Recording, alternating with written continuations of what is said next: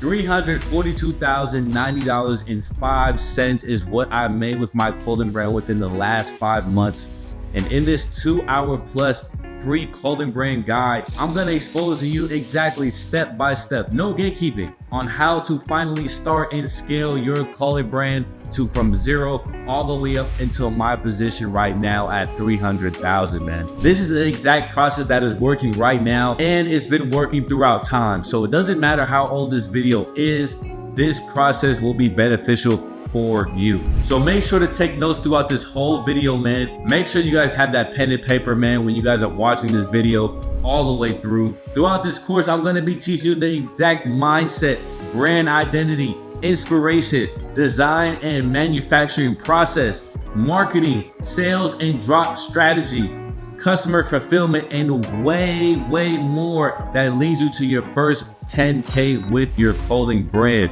I'm gonna show you everything you need to know when it comes to creating a brand that's gonna finally get you that financial freedom that you've always wanted, retire your mom, or even buy you that dream car that you always wanted. Finally, give you an outlet for your creative vision to turn into reality.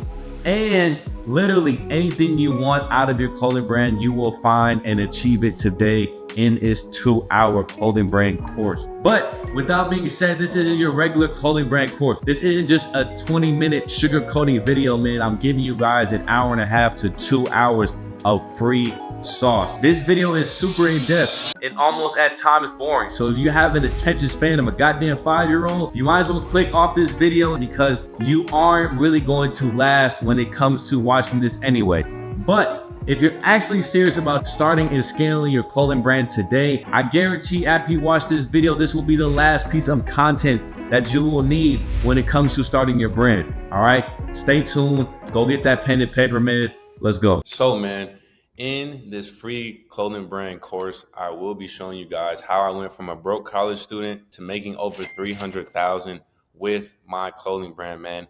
And I know a lot of you watching are like, wow, 300,000 is a lot of money, man. How did you get from A to Z? And basically in this video, I'm gonna show you guys how I do it, how I did it, man. I'm gonna show you guys how I did it. I'm gonna let you guys know that right now it's possible if you take action, man. Before I even start giving y'all some free game, I need y'all to join my Discord, all right? It's gonna be the first link in this description of this video. It's gonna be a guide for what we are talking about today in this course, right? So join the Discord right now.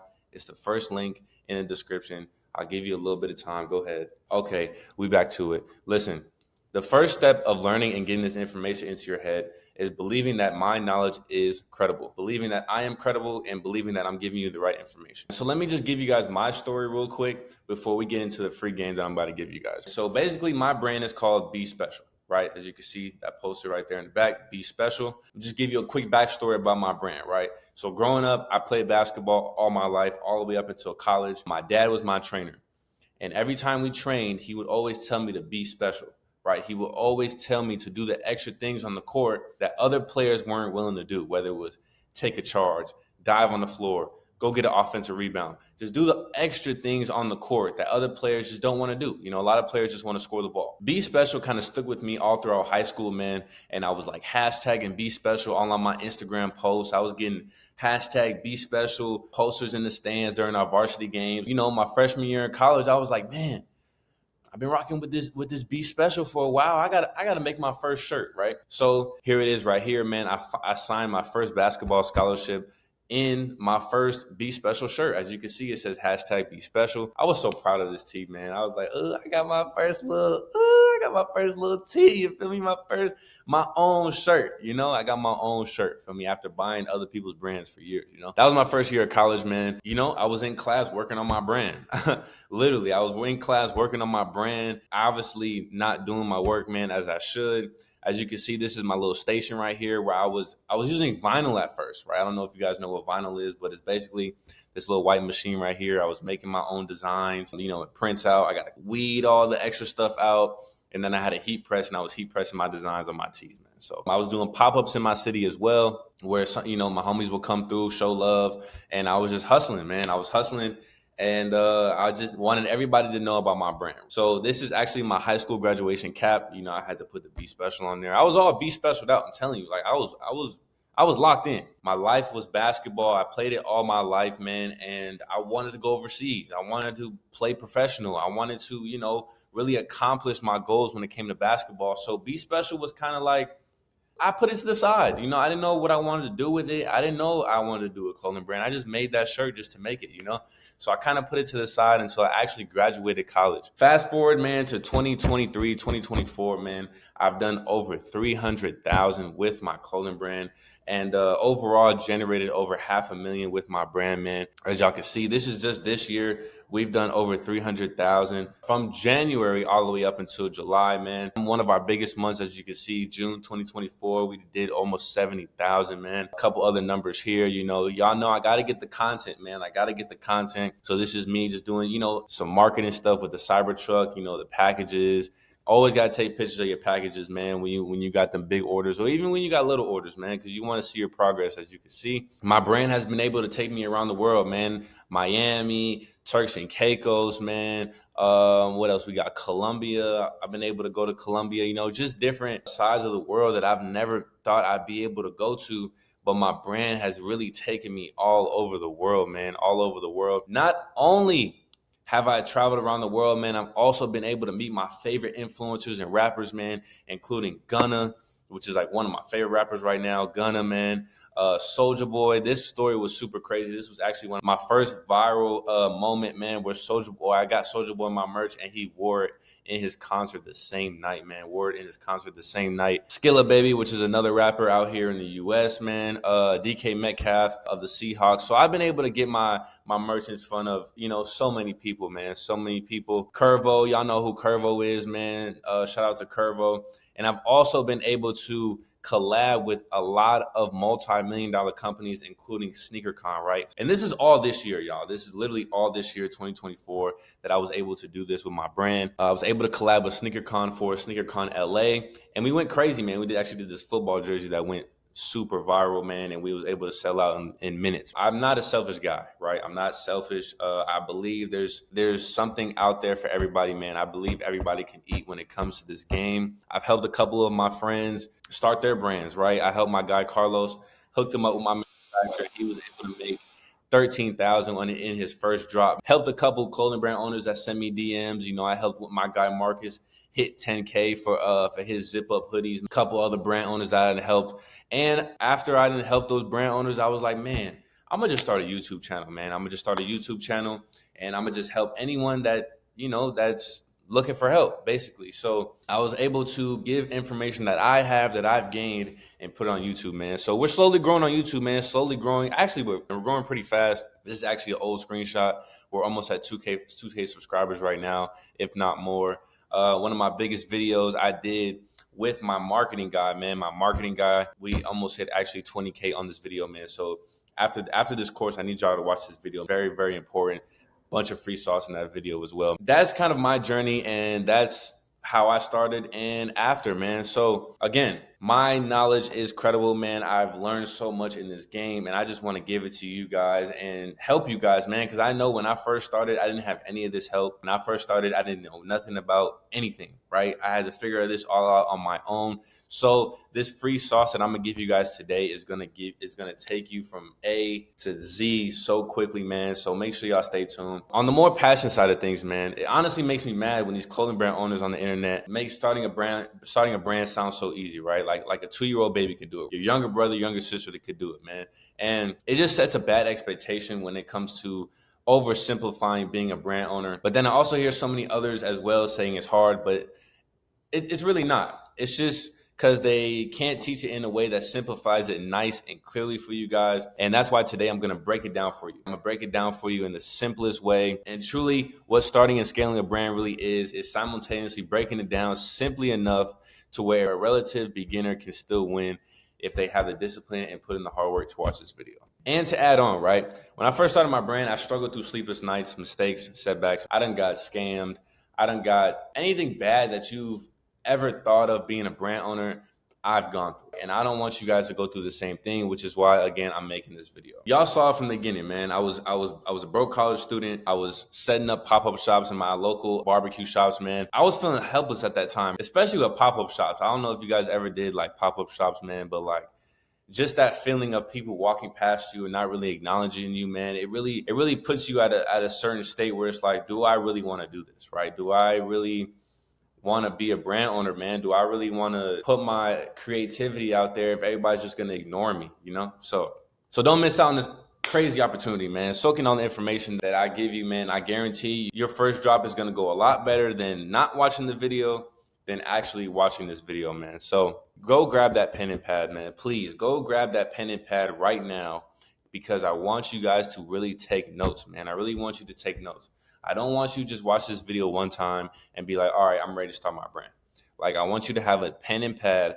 I really want you to take your creativity, take your brand, and relate it to this video. I don't want you to be generic. I don't want you to just watch the video. I want you to take your situation and relate it to this video, so that when you're done watching the video, you're able to actually take action with what you want to do with your brand. To be more honest, man, on the logical side of things, my business is actually my brand, Be Special, plus the private inner circle students that I also teach on how to start and scale their brands as well. And to be totally transparent on what I do, man, the knowledge I provide is mostly free, but we've seen that many of these new aspiring brand owners don't actually know how to practically implement the information that they're given. A lot of people soak in information, but they never take action. It takes a lot of time and effort to really start and scale your clothing brand if you don't have the right help. It took me 3 years to get to this point because I didn't get any help with my brand, bro. Y'all, I promise you, 3 years ago, if I would have had this same sauce,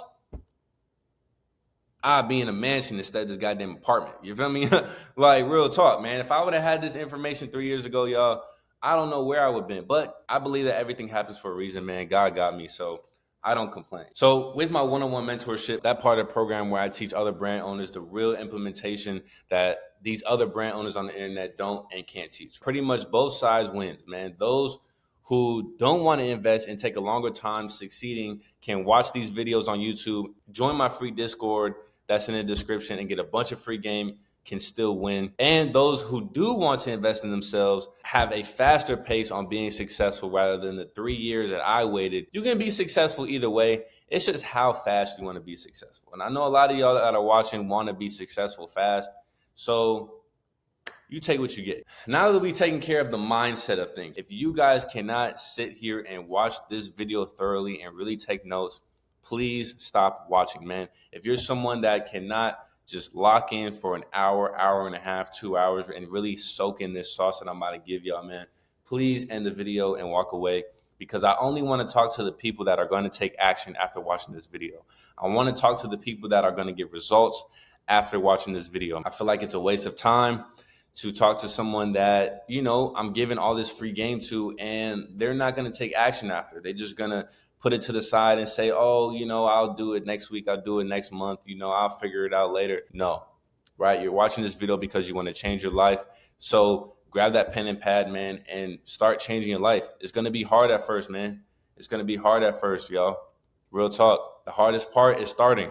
All right? The hardest part is starting. I'm going to tell you guys that right now. So step one, let's talk about the driving factor of starting a brand. When starting a brand, any type of business for that matter, you need a driving factor. Why do you do it? Right? Why do you even have a brand? Why do you want to start a brand? Why do you want to start? Ask yourself that right now. Why do you want to start a brand? Any business is hard to run when it gets to those really tough times where you need motivation and you need the right reason to thug it out and actually make that bread so that you can really succeed. I've had so many situations where I wanted to quit, y'all. I promise you. I got scammed over $30,000 from a manufacturer. $30,000 from a manufacturer. I got scammed. I could have quit right there. Right then and there, I could have been like, yo, bro, I'm done. You just took $30,000 from me. This is life-changing money. I'm done. I can't do this anymore. But I'm here for the bigger picture, man. I'm here for the long run. And I know that my passion is going to overtake everything. So I just had to keep going. My love for fashion, right? I grew up reselling sneakers, man, when I was in high school. So I was always into fashion. I was always into garments. I was always into, you know, clothing, shoes, everything. For me personally, man, why I started my brand, right? What are my driving factors? Number one, I was always into fashion. So growing up in high school, I was doing sneaker reselling. So I was always reselling shoes. I was always into the new shoes, man. I was always looking at the new drops, see what's coming, because I knew I wanted them to resell them, you know, whatever it is, to rock them. On the court, when I was playing basketball, my dad always told me to be special, be unique, be myself. So that was one of my driving factors right there. And I've always looked to be myself. I always look to be unique. And even on the basketball court, I had different pair of shoes on damn near every game for real, for real. Like I was always into the fashion. Financial freedom, man. Financial freedom. Again, I was a broke college student. I had a couple jobs back then. I was living paycheck to paycheck. And honestly, y'all, like, no disrespect to anyone that has a job, because I know there's a lot of you watching that have a job currently. No disrespect at all. But me personally, right? Me personally, I just wasn't into the 9 to 5, man. I didn't want a 9 to 5, just for the simple fact that you're not going to tell me when I can go on vacation. You're not going to tell me when I can go on lunch break. And you're not going to tell me when I can go on my break. It's not happening. That's really what made me become an entrepreneur and really make my own money and, make my own schedule, man. I wanted to express creativity with my brand almost as a creative outlet where I can express myself truly. So yeah, just think about your driving factor, man. Think about what really drives you. What is your why, right? I was always asked that when I was playing basketball, man. What is your why? Why are you even out here playing? Why are you putting your body? Why are you sacrificing your body on the line, man? What are you doing it for? Are you doing it to retire your mom? Are you doing it to pay those bills? Are you doing it to become someone that you dreamed of? Are you doing it to prove somebody wrong? Somebody told you couldn't do it. So you like, all right, watch this. Whatever your why is, think about that, write it down, and just know every day you're hustling for that why, man. You're hustling for that why. But I'm going to tell you guys this right now. Look, I'm going to tell you guys this right now. Your why being that you want to make a quick dollar is not going to work. I'm going to tell you that right now. So you might as well get out of this video, click out of it, and go find a different hustle, man, because owning a brand is not a get-rich-quick scheme, man. It's not a get-rich-quick scheme. You need real passion, right? You need real dedication when it comes to expressing yourself in your own creative outlet as a brand owner, man. You need that strong driving factor, I want to retire my mom. I'm tired of living paycheck to paycheck, like something that really drives you every day when you wake up like, yeah, I'm getting to this because I'm so tired of this shit. But if you think you're going to make a quick buck when it comes to this brand stuff, man, please get that out of your head right now, right? Get that out of your head right now. I need you guys to not skip this part, man, because this is very important. This is called the Dunning-Kruger effect, man. This is called the Dunning-Kruger effect. And this is the one fundamental rule and truth when starting a brand. Everyone is in different places in their brand journey. Everybody that's watching is in different places of their brand journey. However, there's always a commonality against all brand owners I've talked to, which is that gray area. That gray area is the place in which you feel like your brand is not going to work, right? You had that bad drop. Your manufacturer scams you for the sample, scams you for the bulk. Right? You have that failure in your brand. And now you're telling all your fans and family that you want to quit, that you don't want to do this anymore, man. I failed one time and I can't do it anymore. I can't do it. What I always tell these brand owners are, just know it took me 3 years to do this shit. It took me 3 years to get to that 500,000 mark. That is quite a bit of long time, man, if you really think about it, man. So a lot of y'all want to make that 500,000 within a month or a week or a year. You might get there, you might not. But you have to start. You have to put that action in. You have to just go. So if you quit after a bad drop and can't even stick to it for 3 months, please don't even try this brand shit, bro. Please don't even try. Like, real talk, I meet so many brand owners and they're like, yeah, this first drop gonna pop, man. This is it. And it's just something that everybody's making. I want to give an example of the face tees. I know a lot of you brand owners know about the face tees, went viral this summer, man. Everybody was putting cartoon faces on their shirts, and it was going crazy, but it's just not original. This online business is a grind. You guys have to understand that, man. There's going to be ups and downs, but you got to stick with it. Again, going back to that driving factor, going back to that why. If you have that strong why factor, you're not going to worry about failing. And I don't even call failures. I don't even use the word fail. I don't use the word quit. I don't use those words, man. I just use them as learning experiences, right? Any failure that I have, any setback that I have, I call it a learning experience, right? So if I have a failure or a setback, okay, I failed. Cool.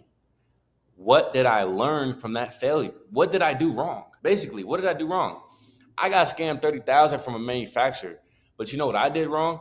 I used the manufacturer. I went and found a manufacturer on my own, right? And I feel like that's kind of where I messed up because my ego was big. So I was like, forget all these other clothing brand owners that are trying to sell manufacturerless or give out manufacturer. I'm going to go find a manufacturer on my own. I'm going to go try this shit on my own. And I ended up getting scammed, man. I ended up getting scammed. So here's a nice little graphic that I want to show you guys when I get unmotivated, man.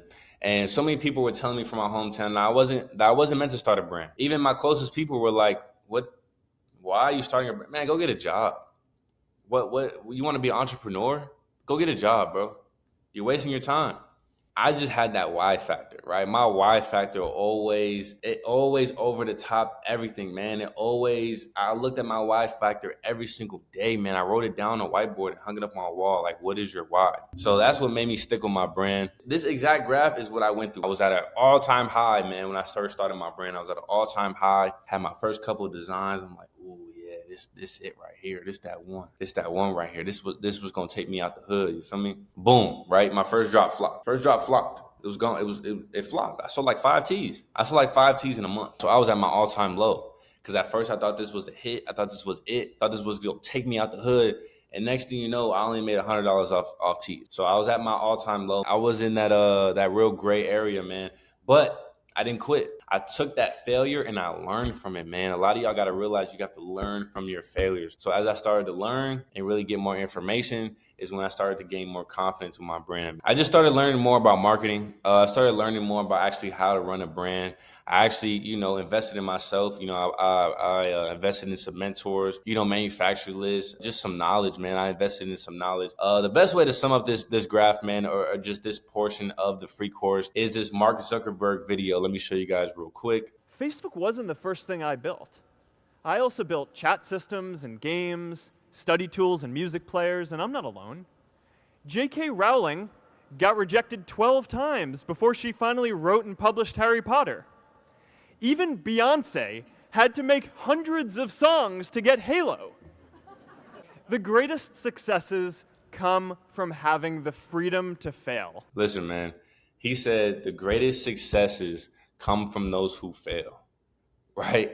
You're not going to get it on the first time, y'all. You're not going to get it on the first time, but the more that you fail, the more you'll be successful. I know it sounds crazy, but the more that you fail, the more you'll be successful, because every time you fail, you're going to learn. Fail, learn, fail, learn, fail, learn. And now you have all this knowledge. So when you actually take that risk, that big risk, you done fail so many times and learn so many times that you know what to do and what not to do, man. You just got to start, right? You just got to start. That's the hardest part, man, is starting. Well, let me tell you a secret. No one does when they begin. Ideas don't come out fully formed. They only become clear as you work on them. You just have to get started. If I had to know everything about connecting people before I got started, I never would have built Facebook. Movies and pop culture just get this all wrong. The idea of a single eureka moment is a dangerous lie. It makes us feel inadequate because we feel like we haven't had ours yet. And it prevents people with seeds of good ideas from ever getting started in the first place. Oh, and you know what else movies get wrong about innovation? No one writes math formulas on glass, okay? All right? That's not a thing, okay?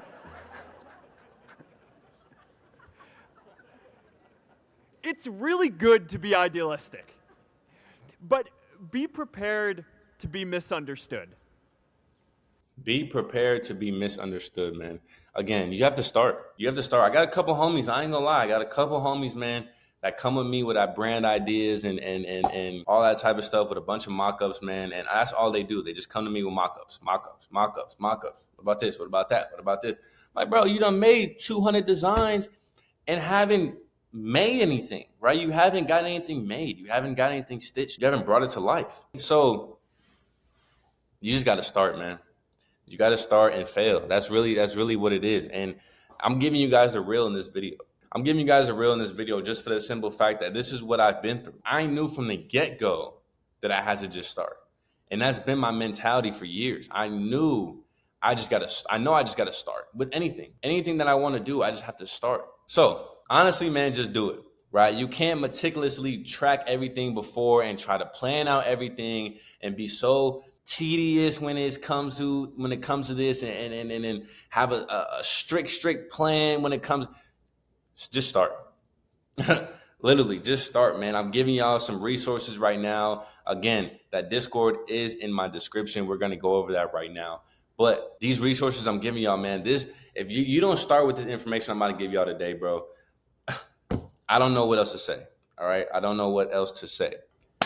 Let's get to the real sauce. Let's get to the real sauce, man. We talked about the mindset. And those of you that are still watching this video, man, this is for you. This whole thing is for you. You're ready. All right. You're ready. Let's get it. So let's talk about brand identity. Brand identity is real simple. Comes down to 5 core pillars. What is brand identity, right? So pillar 1 would be brand essence, right? Your vision, your mission. What is your long-term goal and purpose that guides the brand's direction? Think of it as your why, right? It's basically your why, expressing what aims to achieve and how it wants to impact its customers, right? How do you want to impact your customers, right? What is your mission statement? I don't know if you guys can read my mission statement right there behind me, but it is a brand. I had to remind myself a little bit. A brand designed to inspire, motivate, and encourage that side of you that stands out from the rest. Be special. So that's my mission statement right there, as you can see. I want everyone in my clothes to be unique. I want them to be special. I want them to pave their own way in life, man. Also, that's why my pieces are unique and they have that wow factor. Values. What are the guiding principles that reflect what your brand stands for, right? Does it reflect sustainability, inclusivity, innovation? Like, what are the values that your brand stand for? These values help shape decision making and help build a connection with like-minded customers. You have to have a story when it comes to your brand. You have to sell that story, man. I'm gonna get into some examples of companies that actually sell their story, man. There's so many brands selling emotion. There's so many brands selling that you can do it, or you can be a part of this. You can live this lifestyle, right? Let's talk about McDonald's. Let's just go on their Instagram real quick. As you can see, Kai Cenat is one of the biggest influencers in the world right now, man. And they want you to be like Kai Cenat. They want you to eat that Big Mac and be like Kai Cenat. We got some anime right here, right? They're not just selling their product, man. They're not just selling a burger and fries, man. They're actually selling that lifestyle, right? They're selling cars. They're selling anime and how you can be like these people, how you could be happy, right? McDonald's is all about happiness, man. So yeah, man, people buy off emotion, man. Think about Nike. If you go to Nike's Instagram page, man, they're not just selling the shoe. Now, I know you guys see a shoe right there, but that's a Kobe shoe, and I'm pretty sure that they're promoting that shoe to come out for some reason, whatever it is. But as you can see, the majority of their posts, man, are the athletes that they've signed with their brand. The purpose of Nike, man, is to have that feeling of being an athlete. Have that feeling of being your favorite athlete, right? Because a lot of your guys' favorite athletes are signed with Nike. They just they want you to have that emotional high, man. They want you to have that emotional attraction to their product. And I know a lot of you guys probably have that emotional attraction to Nike, because I do. I mean, I buy Nike all the time. This is what we need for your clothing brand, man. We need to have your customers on that same type of emotional high, man. How do you make them feel? So pillar 2, let's talk about pillar 2, man. Customer profile, man. Let's talk about target audience and positioning. You want to create a detailed description of your ideal customer, right? What is your ideal customer, right? When you see your merch and you get it in your hand and you're looking at it and you like, who is the perfect person to wear my merchandise, right? So that includes demographics, right? Age, gender, income, lifestyle, style preferences, values, man. This clarity helps the brand design products and marketing strategies tailored to the audience needs. For instance, if you're in the streetwear niche, you need to understand that your demographic will probably have less money to spend, but there will be a lot of people in that niche. Let's go to marketing positioning, right? Where your brand sits within the fashion landscape, defining its niche, unique value proposition, and what makes it stand out from its competitors, right? So let's go back to my brand. My brand is a motivational brand. Be special. We encourage everyone to get out of their shell, right? We want you to pave your own way in life, man. If you have something that you are passionate about, I want you to go all in with it, man. I want you to really make a career out of it. And I want you to just embrace it, man. A lot of people are influenced on social media and think that's the way of life when really it's not. So one, my message, right? The message of my brand really separates from a lot of other brands, man. That's one. Two, products that I create. So I had a shirt that went completely viral, man. And on the front, it said, that move you're scared to make might be the one. That was all the words right there in the front of the shirt, man. And that shirt went completely viral for me just for it was a simple t-shirt, right? It was simple colors, words on the front, my brand name on the back. And it was just really, really simple. But again, it was the message behind the product, man. And the fact that I put the words on the front was like, out of the ordinary, right? So it made people like kind of like look at it a little different. That's another thing that separates my brand from any other brand, man. I have one of my new hoodies on right now. As you can see on the front, it says common is boring. So that correlates with my brand, Be Special, because we're not trying to be common. We're not trying to be ordinary. We're not trying to be normal. We want to be special. We want to be someone that the people around us never thought that we could be, right? We want to just perform at our fullest potential, right? So that's what my brand is all about, man. My marketing positioning, how to find a winning niche, right? So before we get into that, man, I have a full niche picking guide right here in my Discord, man. So if you haven't joined the Discord yet, make sure you do, and you will have free access to this niche picking guide. How to find a winning niche. You need to realize that your niche is too broad, then you're honestly not going to make it, right? So if your niche is just streetwear, then it's going to be really, really hard to beat out all the other competition on the market. A way to combat that is basically taking two winning niches and combining them, right? So when I first started, I took the basketball niche, right? Because I was playing basketball at the time. So I took basketball and the Atlanta streetwear niche and kind of put it together.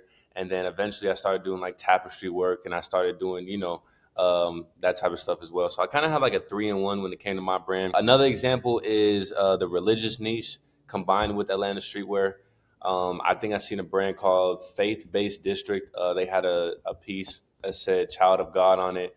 Crazy piece, man, crazy piece. So that's a good example as well. Just understand, man, that the more niched in that you are, the more your brand gets unique and unsaturated from the market, man. And it's easier to sell. Because again, if you just pick regular streetwear, you're just gonna get murdered when it comes to getting sales. And here's a quick quote for you guys, man. Authenticity and uniqueness sells, right? When the customers see a piece that's unique and they've never seen it before, whether it's whatever it is, when it comes to the design, when it comes to the actual piece, whatever you've done to that piece, man, and how unique it is how the customer is going to react to it, right? Doing simple t-shirts with simple logos on them is okay. That's fine for like the brand, just basic tees and stuff. But it's hard to sell, right? It's hard to sell. So let's go to pillar 3, man. Visual identity. Let's talk about logo and design elements. The symbols, graphics, and logo that visually represents your brand, man. These elements should be distinctive and instantly recognizable. So when people see the hourglass, right? The hourglass is like the main icon, the main logo for my brand. Just the hourglass itself, man. I feel like when people see the hourglass, they think of Be Special. And what does the hourglass represent for my brand, right? How does the hourglass represent me and my brand? Basically, it takes time to be special, right? LeBron wasn't LeBron overnight. Michael Jordan wasn't Michael Jordan overnight. You feel me? Like these celebrities and these great athletes, man, these great figures in life weren't who they were overnight, man. They've been through trials and tribulations. So that's where the hourglass comes in, because everything takes time, man. Being great takes time. This also leads you to figure out your name, what your logo is, and what you'll be known for when everybody sees your brand. Let's talk about color palette and typography. Consistent use of colors and fonts that reflect the brand's personality. This visual consistency across all platforms strengthens brand recognition, man.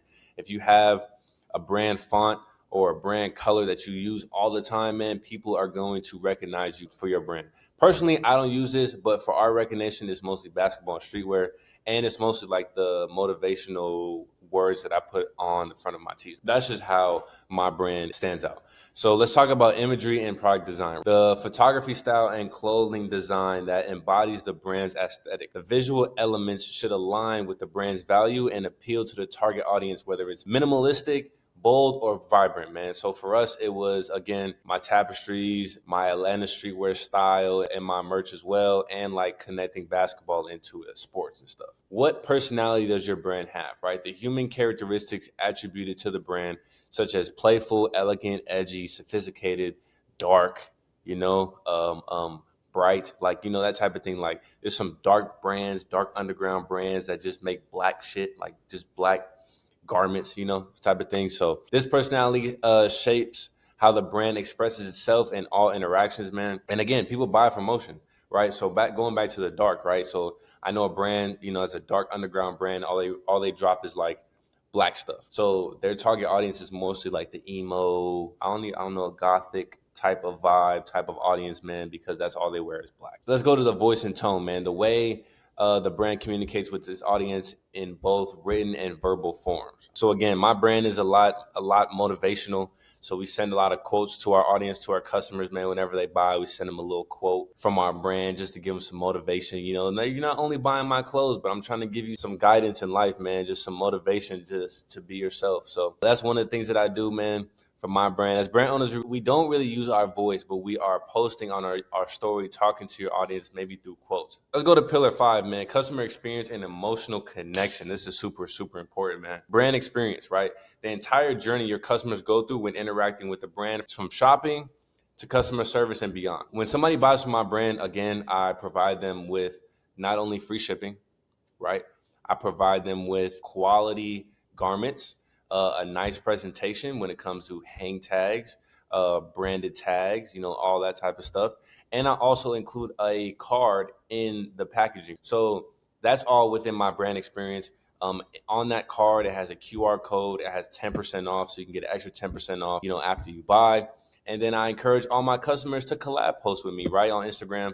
Collab post with me and get a chance to be featured on the page, right? So that's all about brand experience, man. This is super important, man. You need to be a professional, right? You need to build a loyal customer base because it will bring in even more sales if you have this down, right? You need to bring that emotional attraction to your customer, man. You need to really connect with the customer. Don't just sell garments, all right? Have that emotional connection, man. The feelings and emotions the brand evokes in its audience, such as confidence, empowerment, or belonging. Building strong emotional ties, man, leading to deeper customer loyalty and advocacy. Again, like Nike and McDonald's, man, they all have that strong emotional connection, which leads to people dieharding for Nike socks because it's about the emotion, man. Consistency, right?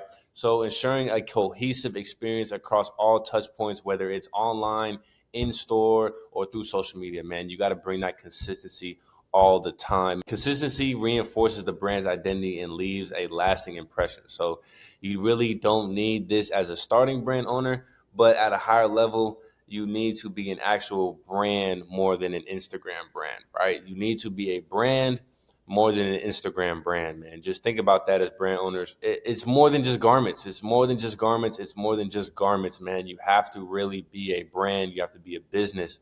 If you want to be in it for the long run, right? If you don't want to be in it for the long run, then shit, do what you want to do. But I'm showing you guys how to be in this for the long run, man, because I know you guys want to do this for a while. That just sums up some of the brain blasting, you know, of it all. Let's just sum it up, right? So what is my brand? My brand is Be Special. If you're having trouble with a brand name, again, you can go to ChatGPT, look up some brand names.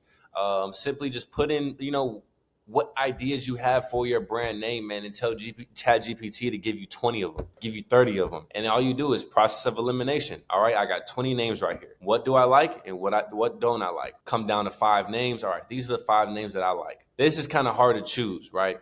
This is kind of hard to choose. So now I'm going to ask the people around me, what do you think about this name? What do you think about that name? We know whatever it is. Then once you got that down, sometimes brand names are taken. So you want to make sure you go to this website right here. Let's see if I can open it. You want to go to this trademark search right here, man, and make sure your brand name is not taken, right? So I will type in my brand right now, Be Special. And as you can see right here, we are registered, man. This is my trademark right here, Be Special. As you can see, clothing, hoodies, tank tops, you know, whatever it is. You want to visit this website right here, this trademark, this government trademark website, and make sure your brand name is not taken. What is your mission and vision? Mine, being unique and paving your own path. Again, I already reiterated that for my brand. What is your target audience? Mine would be streetwear enthusiasts, basketball players, and that type of nature, right? What does your logo look like? As you can see, my logo is right here. Be Special with the hourglass. This is not my simplified logo. There's levels to your logo, man. It goes from complex all the way to simple. So I also have a free branding. So let me just go to show you guys my logo real quick. So this logo right here, you can't see my face right now, but this logo right here in my profile picture is a simplified logo for me. Anyway, you can see my logo. That was a more simplified logo for me. This is a little more complex. To find what logo you want to create, look up other brands, man, that you already love and get some inspiration. Maybe Pinterest, go on Canva, Photoshop, Illustrator, and just create your own brand. Create your own logo to your liking, man. What emotion are you conveying? Mine would be the emotion of uniqueness and you being special, man. You really following that path, your own path, man. And that's a really hard path to follow because a lot of people are going to underestimate you and they're not going to accept the transition that you want to make in your life for the better. So at the end of the day, you have to be your biggest fan. Step 4, man, inspiration. So let's talk about inspiration. Before we even get into this, man, inspiration, everybody has an inspiration. I don't care what anybody says. People be like, oh, I'm my own inspiration. No, at some point you looked at somebody, something and said, I'm going to do it like this, but differently, and put my own taste onto it. That's really what inspiration is about, man. So now that you have the brand identity set in stone, what you need to know is that you need to find other brands in your same niche with the same kind of vibe that you want to take some aspects from, right? So when it comes to finding inspiration, it really doesn't matter where you take it from. It just has to be your niche. So since my audience is streetwear, we'll use streetwear, for example, man, we got Spider, right? So Spider, I don't know if you guys know what Spider is, man, Young Thug's brand. So Spider was what could be an inspiration for a streetwear brand, right? And since I'm also kind of taking the basketball niche, I do like mesh shorts and all that type of stuff. Right, Ryoko Rain. I don't know how to pronounce his brand, but like they got some fire mesh shorts, man. So they're one of my inspirations as well. The reason we take inspiration is not only to speed up our process for step 5, which is the design process, but it also gives yourself proof of concept that what you're going to create is actually going to work. Basically, you're using the 3% rule when it comes to Virtual Upload. When starting a business or taking leads, there's one rule of thumb you need to follow. Don't reinvent the wheel, just redesign it, right? And I talk about Virgil's 3% rule all the time, man. Just taking a piece, looking at a piece and putting your own taste onto it, taking 3% of that piece and basically putting your own taste onto it. I'm sorry again to bust your bubble, but creating something that is totally new to the marketplace is very, very risky. It's possible, but it's risky because what you're creating, the new thing that you're creating has never been invented before. So it's either going to flop or it's going to go really well. You just never know. So you don't know if the marketplace is going to like it, man, which might lead to a bunch of different failures, setbacks, but instead you want to redesign the wheel, right? What's working? What's trending? Jorts were going crazy for the summer. I've seen so many brands doing jorts. I'm mad I didn't do jorts. I just had a whole bunch of other stuff going on. I'm mad I didn't do jorts because if you did jorts for your brand this year, man, you could have easily made $100,000. The design of the wheel already has its perfect proof of concept. Jorts. When it was created back in the olden times, the design of it has been the same, but it's just been added upon to become more optimized as time went on, right? You need to use that same logic that won't be the next Virgil, but you will be able to redesign, not reinvent. So again, like Mark Zuckerberg said in Facebook wasn't a new idea. It was really just foreign. A lot of other companies knew about chatting systems. However, they never really act upon it, man, and never built upon it. That's what Zuckerberg did. They built on top of it. And it already had a proven concept. Like companies like Skype. Skype was before Facebook as well. And he just redesigned Facebook to make it a lot better. But for some tactical application of inspiration can be to go through Pinterest, right? I use Pinterest a lot, man. Pinterest is actually a great tool for inspiration. Instagram is a great inspiration tool as well. And I hate when people say, oh, Instagram and Pinterest are like oversaturated, because it's not. I see new designs on Pinterest and Instagram all the time, bro. Like all the time. I'm always getting new inspiration, man. But I don't want you guys to copy word for word, design for design, man. I don't want you to do that. I want you to see something and figure out how you're going to put your own taste onto it. That's what y'all got to realize. Y'all got to be creative with this. If y'all did jorts during the summer, how are you going to make your jorts different from any other brand's jorts? I've seen brands put double-waisted jorts, two waist jorts. That is putting your own taste onto something that's already trending. TikTok, Instagram, making a burner account, following and liking all the brands that you like.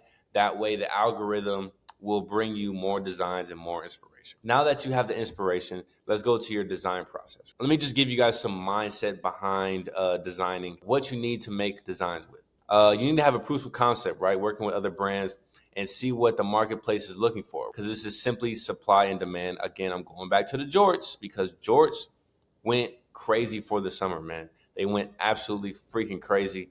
And that's a great proof of concept right there. A logo on a t-shirt or sweats just aren't going to cut it, man. It's not going to cut it, especially if you're a new brand. I said this in my YouTube video. Doing simple logos on t-shirts and sweats, people don't know about your brand. People don't even know the name of your brand, right? So if you're making simple t-shirts and sweats with just your logo on it, it's gonna be hard to sell, man, because nobody really knows your brand. Nobody knows the name. So it's like, all right, I can go get a blank shirt with a Nike logo on it rather than, buying your simple shirt with your logo on it, right? It's too simple, it's too bland. But then, like I said, I'd rather go buy a blank shirt with the Nike logo on it rather than buy yours. Why is that, right? Why are people buying blank Balenciaga tees with the logo on it? Because they have built that testimonial for their brand, man. They built that representation for their brand. The logo actually means something to the consumer, man. If I'm walking around with a blank black shirt with a Balenciaga logo on it, I'm going to feel good about myself. I'm going to walk around like I'm the man. You feel me? Because I got goddamn Balenciaga on my tee, right? But if I'm walking around with your brand, your new brand on a tee, people going to look at it like, cool. Like that's cool. It's solid, blank shirts, cool, simple, right? Your mega logo doesn't mean shit. Buying a blank shirt with your logo, I'm not buying it. I'd rather go to Balenciaga and Nike and go get it, right? You guys really need to make designs that are unique and stand out from the rest, right? What I mean by built up status, these brands have, that you see the Nike logo and Balenciaga, they're credible, right? The whole emotional aspect in all those years those companies built up for their following, those logos have some type of meaning, right? When I walk around with a Balenciaga shirt, the female's gonna go. You feel me? The female's they're gonna be like, oh, he got that Balenciaga on, right? Nobody's gonna say, oh, he got your brand on. Type of thing. Like that's all it's about, man. That's all it's about. So let's talk about design, right? So say you're a new brand and you're starting today. It's getting colder outside, man. We are in October and the winter is approaching. For you, I would design a hoodie, sweats, some denim, right? A sweatsuit. But if it's for the summer, we would go shorts, jorts, button-ups, mesh shorts, tank tops, crop tops, whatever it is. You need to understand that you need to make pieces for the market. Again, same thing with the proof of concept, man, and what the market needs. You need to be very strategic when it comes to your brand. Yes, it is a creative thing that you want for your brand to do, but you also want to make money too, right? You guys want to make money too. Taking those trending pieces and putting your own taste onto it, that's all it is right there, man. That's really all it is. So again, I know there's a bunch of brainstorming, man, so let's just sum it up. 1, you need to create designs that people want. 2, don't create shorts in the wintertime. Doesn't make sense. Stop doing that. I know a lot of you brands doing that. Nobody's going to buy it. It's cold as hell. Why are you making shorts? Number 3, create designs with proof of concept behind them, right? So jorts were popping this summer, so you could have created jorts, again, and put your own taste onto it. Seen a couple brands do the double-waisted joints, double pocket joints. That's pretty much it, the double pocket, double waist, triple waist. I've seen triple waist too. Number 4, this was the other step, but don't reinvent, just redesign. Don't reinvent, just redesign. The first step when you are designing your merch, man, the first step is to get mock-ups. Well, you want to figure out which garments you want to use, whether it's hoodies, hats, shorts, mesh shorts, George jerseys, or whatever it is. My Discord actually has free mock-ups for you, so you don't have to worry about looking for mock-ups at all. Let's just go to my Discord real quick. As you can see, we are on the category of mock-ups. So as you can see, we have all our mock-ups right here. Again, make sure you download the Discord, link in my description. It's going to help you guys a lot more when following this brand course right now. I'm going to do a shirt, right? So say I wanted to do a shirt. Now you're going to go to a website called Photopea, right? So there's a couple different platforms that you can use to create your designs. But for any of you beginning/new brand owners, man, Photopea is super, super easy to use. All right, so you want to go to photopea.com, man, and we're going to grab our shirt real quick before we grab our design. In my Discord, I have multiple, colors and styles for your brand, man, whatever type of t-shirt you need. As you can see, I got the t-shirt with the extended sleeves. We're going to go with this shirt, man. We're going to go with this shirt. This is pretty popular. So as you see, I took my trending piece, right? I took something that's trending right now, and I'm going to put my own style onto it, man. So I'm going to go open in place. I already have my design. I got this off Google, y'all, so please do not, don't judge me. I just grabbed this off Google. And basically, you're just going to align the design with the shirt, and you pretty much have your mock-up, man. As you can see, I'll probably make it a little bigger. And just like that, we have our design on our t-shirt, man. So it's really, really that simple, y'all. It's literally that simple. There are other good apps that you can use as well, like Procreate. I know a lot of brand owners that use Procreate. I personally use Procreate, but Photopea is a good beginner platform that you can use to create your mockups, man. But Procreate is definitely a good option as well. Photoshop is definitely it's a more complex platform that you can use to design your mockups, man. But also in my Discord, man, I have all my brand necessities. So anything you need when it comes to owning a brand, whether it's Shopify services, label printer, and all the design platforms that you need to create your mockups. But we aren't all really creative. Me, I'm not even gonna lie. I am creative, but when it comes to the actual graphic designing part, I have a team of graphic designers now. But I worked up to that point, right? I obviously didn't start like that. I started making my own designs. I just started out the gutter, man, out the mud. You feel me? I was just doing everything on my own. But I learned early that this is just me personally, right? This is just me off my experience. I learned early that if I have an idea, I'm creative, I have an idea, and I'm able to I'm able to relay that to a graphic designer that specializes in graphic designing. I'm able to take my idea, give it to him, and he bring it to life, right? So, and it saves me a lot more time because I can work on other things with my brand. Eventually, you guys will get to that. But let me explain just the difference between hiring designers and designing yourself. So there's a lot of different options when it comes to designing your own stuff, right? Some say you have to design your own stuff. Some say always hire a designer. I always think the workflow to get designed should be having the idea what you want, so the basic idea, and then communicating with your designer. Obviously, basically what I just said. My process is basically having the idea, being as specific as I can with my idea so that my graphic designer knows exactly what I want. And when I mean specific, y'all, I mean soup, like to the T, that you have to explain this because, again, this is your design, right? This is your piece. So you want it to come out the best way as possible. Some good advice that I can give you, man, starting out, I would say learn how to do it on yourself, because most times than not, your creative vision and the vision of the designer don't really match. So I had to really build chemistry with my graphic designers, man. They didn't really catch it on at first, right? When I first met them or I first came in contact with them, we had to go back and forth a lot, man. We had to go back and forth a lot because you had to learn my style of just design, my style, my aesthetic for my brand. He just had to learn that at first. It didn't take long, man, but it did take some time. Honestly, man, when you guys are first starting out, learning how to design yourself is very, very important, man. Another reason I would strongly suggest not to pay someone strictly without learning how to design yourself is that learning to design is much more easier than you think, and it will benefit you in the long run, right? So again, my strategy was that I'm gonna design for myself as long as I can, and then eventually, find a team to graphic design, right? So in the beginning, man, you want to take that time out to really learn how to design because it's dope, man. I know a lot of guys that can push out 100 to 500 designs in a day just because they know what they're doing and they have that creative mindset, right? So they're able to design all day. When starting a clothing brand, man, there are many essential skills that you need to know when it comes to marketing, brand growth, website creation, and not knowing how to design is like trying to sell a car without learning how to drive. So you want to have some type of skill when it comes to learning how to design, man.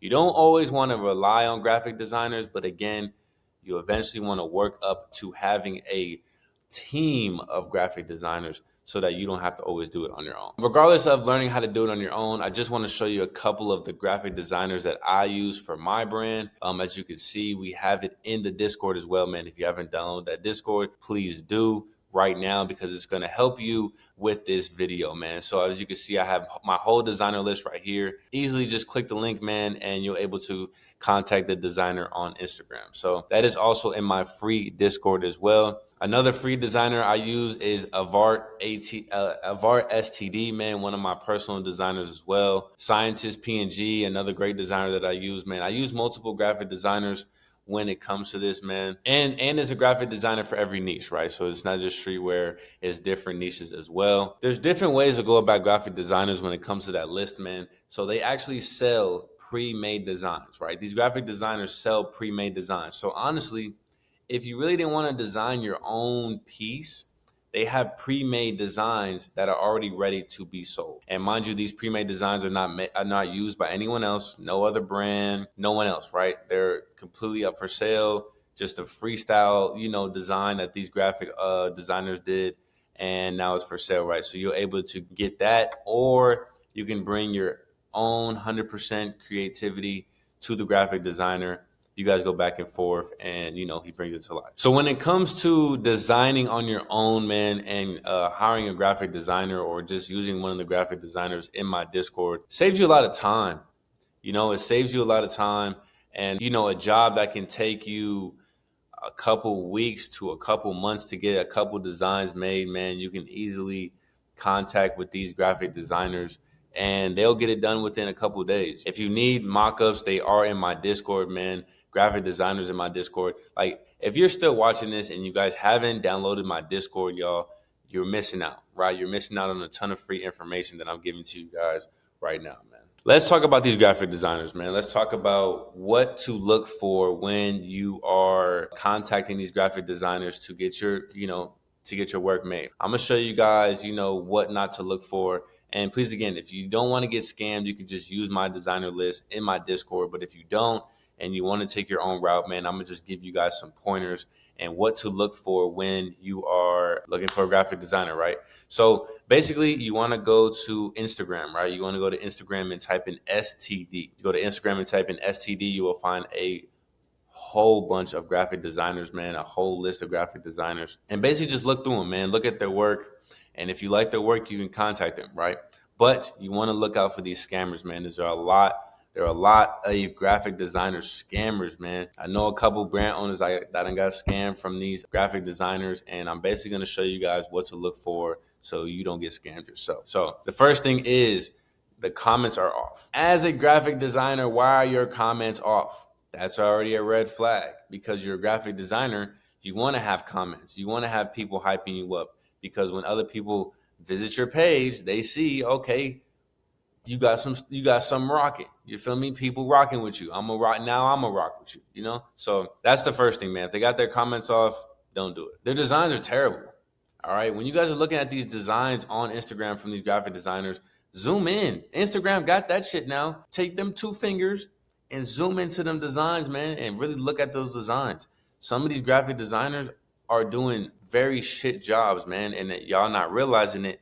But when you zoom into them designs, man, and you really look at them and really pay attention, just make sure they're clean, man. A lot of these graphic designers are not clean, man. They don't have that clean finish when it comes to their design. Some of them look too similar. So a lot of graphic designers would take designs from other graphic designers or even Pinterest and go make new pages and just scam you, and they're not even really their design. Are they active on their stories / feed posts, right? Are they recently posting? Do they have any stories? Do they have any highlights? Do they have any recent activity on their Instagram? Think of yourself as a graphic designer. If you want to build clientele, right, and you want to get business, you're going to post as much as you can. You're a clothing brand owner. You watching right now, you're a clothing brand owner. You want to sell your clothes, you have to post it or nobody's going to see it. So if there's a graphic designer out there that doesn't have a lot of posts and they haven't posted recently and, red flag, don't do it. They haven't worked with too many big brands. Now, this isn't so much a red flag because I know some graphic designers that have worked with like smaller brands. Like, they don't have to work with like Nike or like super, super big brands like that. But like, they have to be working with some type of brands. Like, I'm not hitting up no graphic designer that's never worked with a brand ever and this is their first design. I'm cool. I have no time for that. I actually know one brand owner that got scammed recently, man. I'm not going to say his name, but he did get scammed for hundreds of dollars with this graphic designer right here, man. Missingfiles.std. This is who we don't want to look at. This is not who we want to use when it comes to graphic designers. So let me just show you guys real quick. This is a page you do not want to work with, man. As you can see, he doesn't even have a profile picture. He's not following anyone. Let's go to his recent post. So as you can see right here, his posts have no comments. His posts have no comments, y'all. He edited his caption and he posted it 2 weeks ago. Now that is kind of recent, man. But he only has 2 posts. The next post is 3 weeks ago. So again, comments off. So this is a graphic designer that you guys do not want to simply look for. This is not a graphic designer that you want to work with, right? So again, highlights 2 weeks ago. It says commission work, but look, 37 weeks ago, y'all, 29 weeks ago, he's not posting anything recent, right? 2 weeks ago. Come on now. This is not a graphic designer that you guys want to work with. All right, y'all.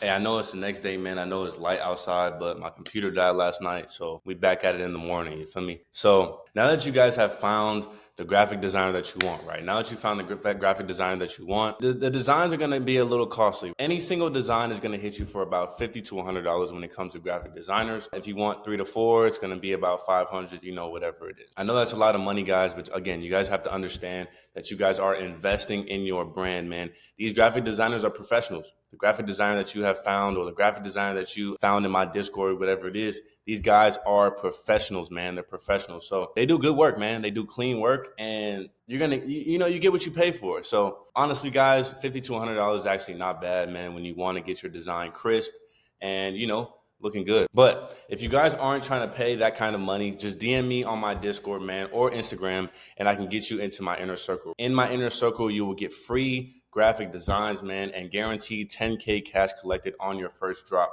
with your design. Another rule to the framework is always having reference photos and designs when you guys are working with these graphic designers. So don't go to them, please. I see this all the time, y'all. Don't just DM them and be like, hey, I want this. Or, hey, I want this, right? You have to DM them specifics, y'all. It's just like working with a manufacturer, right? When you give them a size chart, when you give them a tech pack, when you give them design references. It's the same thing with graphic designers. A lot of these graphic designers are from overseas, y'all. They are not from the US. So you have to be very, very detailed, very, very detailed when it comes to communication. You have to tell them exactly what you want, man. And pictures are actually the best when it comes to this, because using pictures as reference is a lot easier than just texting words all day. You'll get frustrated, y'all. I promise you'll get frustrated. So you're spending a lot of money on these designs, man. $50 to $100 for one design. You want to drill them, man. Get on their ass, right? Get on these graphic designers' ass, man. It's just like a manufacturer. You want to make sure that your graphic is getting done in a clean manner and they're not half-assing your design, man. So again, if they do something wrong, just tell them, hey, I don't like this. I want an adjustment. But you can't have 100 adjustments. You can't have 100 revisions, because then you're going to end up having to spend more money. So that's why when you first contact the graphic designer, man, you want to be super, super specific when it comes to your design, so that you guys don't have to go back and forth so many times. Don't be rude. Don't be rude. Don't be rude when it comes to contacting these graphic designers, man, because again, these graphic designers have relationships with me as well. But I don't want the people that I'm sending them to look bad on me because I was the middleman. I was the one that connected you guys. You always want to try to pay the least, right? I know $50 to $100 is a lot for you guys. So you always want to negotiate, right? At least try to negotiate, man. Negotiating, there's nothing wrong with negotiating, whether they deny it or whether they work with your price. Always try to negotiate when it comes to graphic designers, manufacturers, anything, right? Any type of business deal, you always want to try to negotiate. So now that we have the base framework of how we want to go about the script, and now I will show you the script on how to communicate with these graphic designers. And the only reason why I don't jump straight into the script, or just in general jump into the course for this video, is because when we're learning, you need to have the right mindset and the explanation before getting into something. And that's what I see too many brand owners, or just in general teachers, do in school. They don't teach you well enough, because they don't understand how to teach with explanation. They don't give you an explanation before they actually teach you the actual course, the actual lesson that's here to be taught. The mindset part, they don't teach. This full script is in my Discord, but let me take you guys through it first, again, taking you through those principles we learned up there, and now we can build out a script with that. But if you don't want to build out a script, you can just follow mine. So let's go to the script that is in my Discord. As you can see, I have a whole script that you guys can use in my Discord. Once you've gotten the design, right? You got your design, you're ready to go. You think that shit fly, you feel me? Looking at you like, ooh, this the one. You want to ask people around you that are in the brand game or in your niche how they like the product, how they like the design. So what does this mean, for example? Say you're in the streetwear niche. Go ask people at your school, or just people that you know consistently wear streetwear, to rate your product, to rate your design. And if they don't like it, you'll know what to reiterate on, right? You guys have to take constructive criticism. So say you got a design done, you really, really like it, but the people around you don't like it. The streetwear, the people that are wearing streetwear, or whoever you ask don't like it. Maybe you need to make a little touch up, right? Maybe ask them, be like, hey, what can I do to make this design better? However, a lot of the times they won't keep it real and they're just yes men because they're your friend or, whatever it is. Maybe they're too nice. Also, sometimes a lot of people around you don't want to see you win. They'll just shit on it. So I would say the best way to get some people to actually rate your designs and your products is to ask other brand owners. How can you ask other brand owners? I know I keep telling you guys to join the Discord, man, and I'm going to say it a lot in this video, but that is where all your resources are going to be, y'all. If you're not already in the Discord, you're tripping, I promise you. Because once you join this Discord, man, the resources that I am providing for you guys are going to change your whole perspective when it comes to owning a clothing brand. If you join my Discord, man, or if you already are in my Discord, man, I have a category called brand advice, right? And you can literally upload your brand designs and your products into that category, and you will be able to contact over 500 other clothing brand owners and get their advice on your product. But be aware, man, sometimes asking for advice/opinion isn't always the best, because a lot of the time you're looking for this concept called confirmation. And this concept is basically asking around if what you're doing is right, further to justify what you're doing. So basically, you just want social validation, man, justification for your product. And sometimes it's just not the best way to go, just because it might mess with your head a little bit, man. Constantly needing information to confirm what you're doing is cool and almost a way to baby you. There's a lot of people out there, man, that are constantly looking for validation and confirmation. Basically, me as a brand owner, I ask a couple people, I might put it on my story or something, see how people feeling it. But at the end of the day, I'm probably still gonna rock with it. I might make a couple of revisions here and there, but at the end of the day, if this is what I like, this is my brand, I'm gonna rock with it. This is me. This is what I wanna do, As entrepreneurs, having that confirmation bias is bad, because you have to have an eye out as well on what a good design is, right? So again, at the end of the day, take it lightly, all right? If you have a design and you really rock with it, man, or if you have a design and you think it needs some revisions out of the opinions that you got from other people, just rock out, all right? Just rock out, man. If you think that design is hard, go ahead and rock out with it. Test it, get it made, get a product made, get a sample made, test it, and see how the people like it. So look, we got our design, we got our mock-up, we got our the product that we want to use, the blank that we want to use on this design, man. Now we actually have to get it made. We have to take the mock-up from your iPad or from your computer and bring it to life, so you can wear it all day, so you can show your people, whatever it is. Let's get into the mindset part of manufacturing before I actually give you the real sauce when it comes to manufacturing. Have the mindset that you're going to get the best prices and the best quality, that you will not settle for anything less. When I first started my brand, there were many times when I had this imposter syndrome where I thought that to myself, oh, is it going to work? Oh, I'm not a big brand, so I can only do vinyl. So when I first started, I was doing vinyl, guys. I was making my own clothing. Like I said in the beginning of the video, I was literally taking vinyl. I was weeding out all the designs, and I was heat pressing my own designs onto my blank garments. The mindset I had wasn't serving me for the bigger vision. That imposter syndrome stuck with me for so long that I basically did vinyl my whole first year of being a brand owner, y'all. Think about it. I know y'all never started with vinyl. I know the first thing y'all started with was cut and sew, man. I promise you, if I would have started with cut and sew when I first learned this stuff, the first year of me being a brand owner,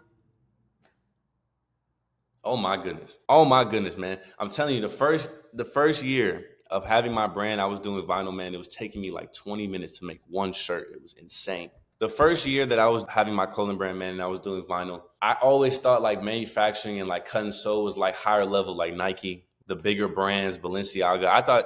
I never knew that I could have access to this like I do now. So don't let this mindset that you need to go to the worst manufacturer because you think you're lower level. Instead, just go ahead and go on for the best and be confident. Act like you're the shit, man. Act like your brand is high fashion. Your brand is one of them. Your brand is one of them. I'm telling you guys that right now. Your brand is one of them. So you guys have to act like it. You have to be confident, man. You guys cannot walk around like, yeah, this is my brand, but I don't know if I'm a drop, or I don't know how I feel about it. Like, no, man, you got to walk around like, yeah, this is my brand. This is me. You like it? You want to cop? All right, I drop, boom, boom, boom, boom. Or, You know, boom, boom, boom. You like it? It's tough. Go ahead and sign up for my. You know, we're not gonna get there, but you know what I mean. So here's just some base knowledge on manufacturers. Majority of clothing brands, I want to say like at least 95% of clothing brands either go through Pakistan or China. So let me give you guys some pros and cons of Pakistan and China, right? Just based off of my experience. Pakistan is for beginning clothing brand owners. I'm telling you guys that right now. Pakistan is for beginning clothing brand owners. If you're starting a brand and you don't have a lot of capital, Pakistan is the way to go. No MOQ. What is MOQ? Minimum order quantity, right? Pakistan has no minimum order quantity, meaning you can order as many pieces as you want. 5, 10, 15, 100, 500, whatever it is. Pakistan is the way to go when it comes to no minimum order quantity, man. It's also a lot cheaper than China. Why is that? Why is Pakistan so much cheaper than China? The quality. The quality isn't bad. Is mediocre. That's what I'm gonna tell you guys right now. The quality in Pakistan is not bad, it's mediocre. It will get by. Pakistan also comes a lot faster than China, so you can get a sample made within like 7 days. Compared to China is like 3 to 4 weeks. Some cons for Pakistan, man, you can't get scammed, right? Pakistan has been known for scamming a lot of clothing brand owners, but it's because these clothing brand owners aren't picking the right Pakistan manufacturer. So make sure you guys are aware of that, man. And if you guys are looking for a manufacturer, again, my Discord is right here, y'all. And as you can see, we got a category right here, manufacturer list, and I have a gang of manufacturers that you can use that will not scam you. Communication. Pakistan's communication is okay. My Pakistan manufacturers are actually really good with communication, but some Pakistan manufacturers can be very, very lenient when it comes to communication. Let's go to China. China rarely scams. I've actually never met a clothing brand owner that got scammed from a China manufacturer. If you have, please put in the comments and let me know who you guys went through, because I guarantee it's nobody in this Discord. But China rarely scams. You got to think about it. China works with a lot of the bigger brands, or they work with the bigger brands, right? Pakistan doesn't really work with any big brands. It's all about China, man. So China has the best quality, right? If you are watching right now and you're looking to get a piece made and you want the best quality, go to China. The cons of China, it's a bit more expensive. I think I paid around $450 for like 3 hoodies the other day, man. I'm not really mad at it. You know, I'll pay it just because I know the quality is going to be there. China is a little bit slower when it comes to shipping or even production, right? So my samples are going to take like 3 to 4 weeks just because that's what China is, man. They work with a lot of bigger brands. They're a lot further than the United States. So, you know, the shipping is a lot longer, and they have a lot of holidays, right? They don't have as many holidays as Pakistan, but in February, the whole month of February is Chinese New Year, and they take the whole month off. All the warehouses in China are closed, and you can't get your stuff made until either January or March. So you guys have to be aware of that. And they also have like a few holidays throughout the year, but those are only like a week long, or, you know, a couple of days or something like that. So, but the biggest one is Chinese New Year. I'm gonna tell you guys which one is better.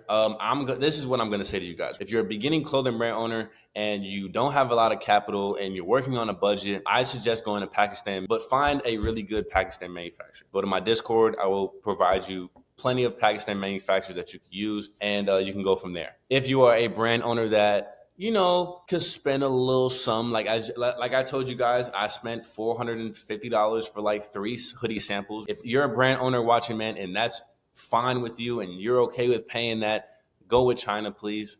Please go with China. I'm going to tell you guys right now, man, if you're a brand owner, Pakistan is okay to start for your first drop, maybe second, maybe third, whatever it is, but you always want to go, you want to scale, man. If you want to really scale your brand and be in this for the long run, you got to up the quality. Got to up the quality. So just look at your situation, right? Your current situation, and decide what's best for you. The next is to actually find a manufacturer. So if you guys don't want to join my Discord and use the manufacturers that I have, let's help you find a manufacturer now. So we're going to go to Alibaba, man, and say, you know, winter's coming up, man. So we're going to go with hoodie. And before you browse all of these manufacturers that you see right here, we first want to do a couple of settings. So we want to make sure the manufacturer is a verified supplier. On top of that, Let's go verify pro supplier too, because you guys are beginners and I want to make sure you guys money does not get stolen, man. Just make sure you guys don't get scammed. This right here, this trade assurance, this is going to make sure that you guys do not get scammed. Trade assurance is where Alibaba protects your orders. So if you do get scammed, you're able to get your money back through Alibaba. So we're just going to click that right here. Let's click the country. So we're going to go China. Now we're in business. Now we can browse through different hoodie manufacturers right here. Let's go streetwear hoodie. I'm gonna type in streetwear hoodie because these are kind of like bland. Okay, let's go here. So I'm gonna tell you guys right now, some of these manufacturers, some of their work is not actually their work. They'll steal pictures from other manufacturers, man, or they'll steal like pictures from brand owners' pages or whatever it is. So the manufacturer that I'm showing you right now, I'm not saying that this manufacturer is a scam. I'm not saying what they're showing right now is not their work. But the best thing to do, man, this is the best thing to do. I'm going to tell you guys right now, when you guys are looking for manufacturers, I want you to start a chat with this manufacturer on Alibaba. And I want you guys to tell them, send me what you've made with a company tag. So in the photo, you want them to have some type of identity that this company right here, I don't even know how to say the name. I'm not even going to try. The Hogan Yoshin Apparel Co. I want you guys to contact them and say, send me hoodies that you've made before. And I want you to tag your company. So whether it's them taking the company business card and putting it on the floor with the hoodie, just to make sure that they've made the hoodie, man. You want to make sure that these manufacturers actually made what they're showing on their lookbook. My manufacturers are right here, man. If you don't want to go through all that work when it comes to finding a manufacturer, I have plenty of manufacturers right here when it comes to shipping bags, accessories, denim, hoodies, beanies, trucker hats, man, pins, stickers, every Pakistan manufacturers right here. And I show you the correct way on how to pay these manufacturers. So all of that is in my Discord, man. Once you find the manufacturer that you want to work with, you want to make sure you have a tech pack. What is a tech pack? It's super specific details on what the manufacturer needs in regarding to your piece. I see so many brand owners going wrong because they don't have the right directions to their manufacturer. Just like the graphic designers. You want to go to the graphic designers and tell them exactly what you need. You want to go to the manufacturers and tell them exactly what you need, man. Really long messages and paragraphs are not going to work. You want to have that tech pack, and that is not the correct way to go about it because English is not their first language. You guys have to realize that. You're talking to a manufacturer that's overseas that does not speak English on a daily basis like you do. The language barrier is going to really affect you guys, man, which is why you guys have to have that tech pack. Pictures are worth 1,000 words. So what you're going to do is look at our size charts right here in our Discord. Again, like I said, baggy jorts are in for the summer. Boxy crop shirts are in, baggy sweats, man, baggy hoodie. I got size charts from my brand that I use personally, mesh short size charts. Look, all of that is in my Discord, link in the description. I got a tech pack template for you. So boom, I got a whole tech pack for you guys, and it gives exact specific details to give to your manufacturer, right? The artwork, the designs, the measurements, what type of materials you want to use, what's the main fabric, what's the weight of the garment, man, what sizes do you need, all that type of stuff. Negotiating with your manufacturer is just like negotiating with a graphic designer. It's just like negotiating in any type of instance when it comes to a business deal. And I have an exact negotiation script for you to send to your manufacturers, man. So look, after you guys watch this course and you guys join the Discord, you will no longer be a rookie. I know a lot of you guys watching are rookies and have no idea how to start a clothing brand. I'm literally giving you guys a whole hour to 2 hour course on how to start this brand, but I'm giving it to you guys in detail, man. And I'm actually showing you guys how to communicate with these people. While you guys are negotiating with your manufacturer, man, you want to talk about a couple different things. Talk about the turnaround time. How long is it going to take to make my garment? And you also want to include the shipping time as well. Talk about MOQ. What is the MOQ? A lot of China manufacturers, the majority of them are going to want a 50-piece MOQ, right? You have to order 50 pieces. Although, again, with Pakistan, there's no MOQ. Pick your poison, You always want to ask when it comes to the price. A lot of brand owners make this mistake, and it irritates me. Stop asking your manufacturer, how much is it per piece? Stop asking them that. Ask them, how much is it per piece, including shipping, right? So if the hoodie is $23, you guys want to also include the shipping. Say, I'm just throwing a number out there. The total for your bulk order is $1,000, but the shipping is $500. The total of your bulk order is $1,500.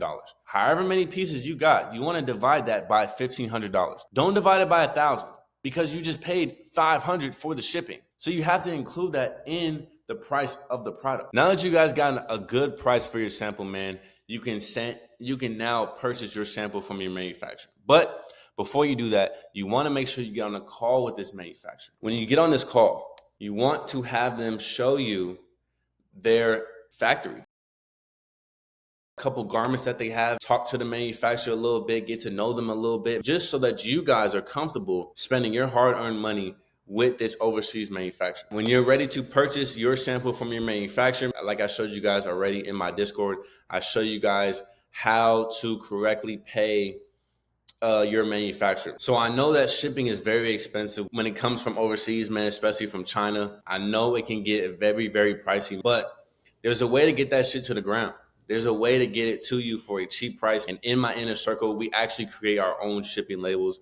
So you don't have to spend crazy amount of money on shipping. I can get worldwide shipping labels for you guys for anywhere from $10 to $20, man. So you won't have to spend $100, $200, $300 on shipping when it comes to one single shirt, one single hoodie, or whatever it is. So make sure to DM me SS on my Discord or on Instagram so we can set you guys up in that inner circle. Step 7 in this brand course. And before I get to step 7, man, if you're still here watching this video, I want to say that you guys are built for this. I'm gonna tell you guys that right now. You guys are built for this. So if you guys are still watching and you're still contemplating on starting a brand, please get that out your head. You've already watched goddamn an hour of this course. And if you're still contemplating, you're wasting your time. I only want to talk to people that are going to take action after they watch this course. I only want to talk to people that have that pen and pad in front of them right now, taking notes, man. So now that you guys got your sample going, man, you talk to your manufacturer, you sent the money, and now you just wait. But you're not just waiting. Now we got to work on the back end work for your clothing brand. We got to work on the back end side of things for your brand. And don't think of this part of the course as boring, because this is actually very important. You not only want to have that nice product, that good looking piece, but you also want to have the back end work because you want to actually sell the product. In order to sell the product, you got to have that back end. Your back end has to be really, really good in order for you to sell the product. I'm basically going to show you guys how to create your website, create your LLC, set up your Instagram, set up your SMS, set up your email, look for influencers, create step-by-step marketing plan. And now this is where you really got to sit down and work. So your sample's already getting made. You guys know that. Now you guys have to actually lock in. You want to make sure everything is running smoothly so that when you get these samples in, it's really, really go time, right? You can start creating content, start funneling people to your SMS, start getting ready for your drop. So the first thing is that you have to create a website. 99% of clothing brand owners use Shopify. So Shopify is basically a platform, a website platform where you can easily sell your merch. We want to make it easy for people to buy from your brand so we can get the highest conversion rate possible. What I see wrong with a lot of brand owners, man, they want to make their website look so spectacular and so nice and so fancy and so, you don't need all that. We want to make sure the customer is in and out, man. All them websites that got the goddamn intro videos and intro pages and all that shit. Stop. Y'all got to stop that, bro. Y'all got to stop that, man. If y'all think your website should look like that, please just stop. I'll show you guys my website real quick. Actually, my website is actually closed, man. So my website is locked, but I will still show you guys my website right here. It looks a lot better on mobile, man, but this is my website right here.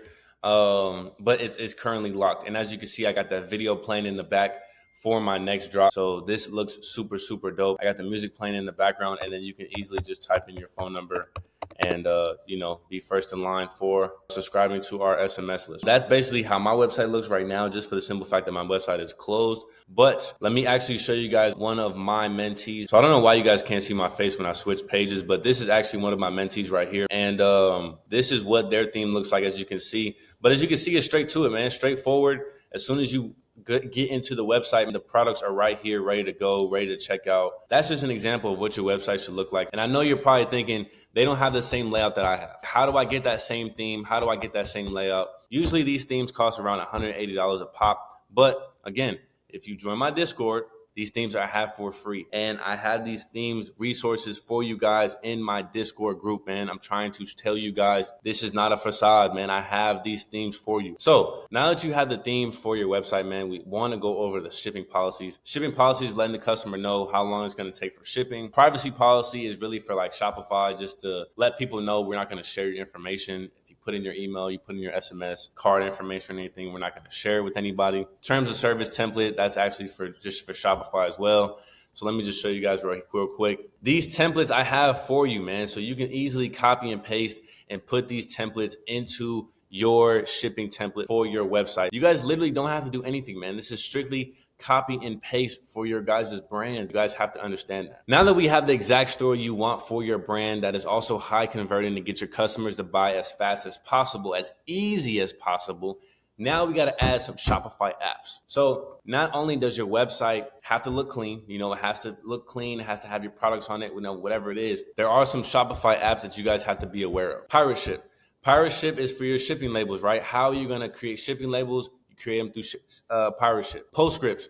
Postscripts is to collect SMS is for your marketing, right? So before you even drop, you want to collect those SMS, those phone numbers, so that you can text your customer as soon as you're able to drop. So many other Shopify apps to use for your Shopify website, man. Again, and I have them for free in my Discord. Now that you set up your site, the next step is to go get a domain, right? So whatever your brand name is, you want to make sure that you have the domain for your clothing brand, right? So again, my clothing brand is called Be Special, and my domain is Be Special TM.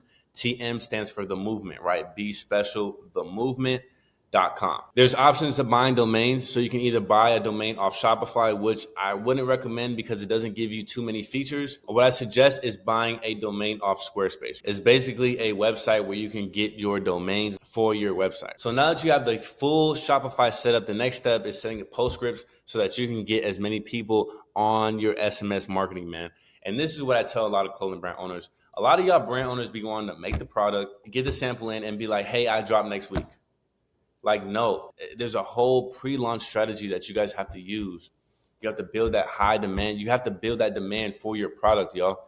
You have to build that demand for your product. And this is where it starts. SMS marketing is super important because out of basically every other marketing except for ads, it hits your customer on a personal level. Everybody's on their phone. Everybody's on their phone every single day, every minute of the day. So the best way is to use SMS marketing because when you're ready to drop, you can text that person directly to their phone and send them a link and let them know that you just dropped. So this is my postscript right here. As you can see, total we've earned over almost $65,000 with postscripts, right? And that's postscripts alone. So that means every time I send out a text to my subscribers, as you can see, I have over 5,000 subscribers. I have 5,000 people right here that I can text right now and let them know I got a drop, I got a sale, I got something going on with my brand. Here's the link, go buy. And here's a quick schedule that you can follow before your drop. A week before your drop, remind everyone that about your drop. Then 3 days before, remind them again. 24 hours, remind them again.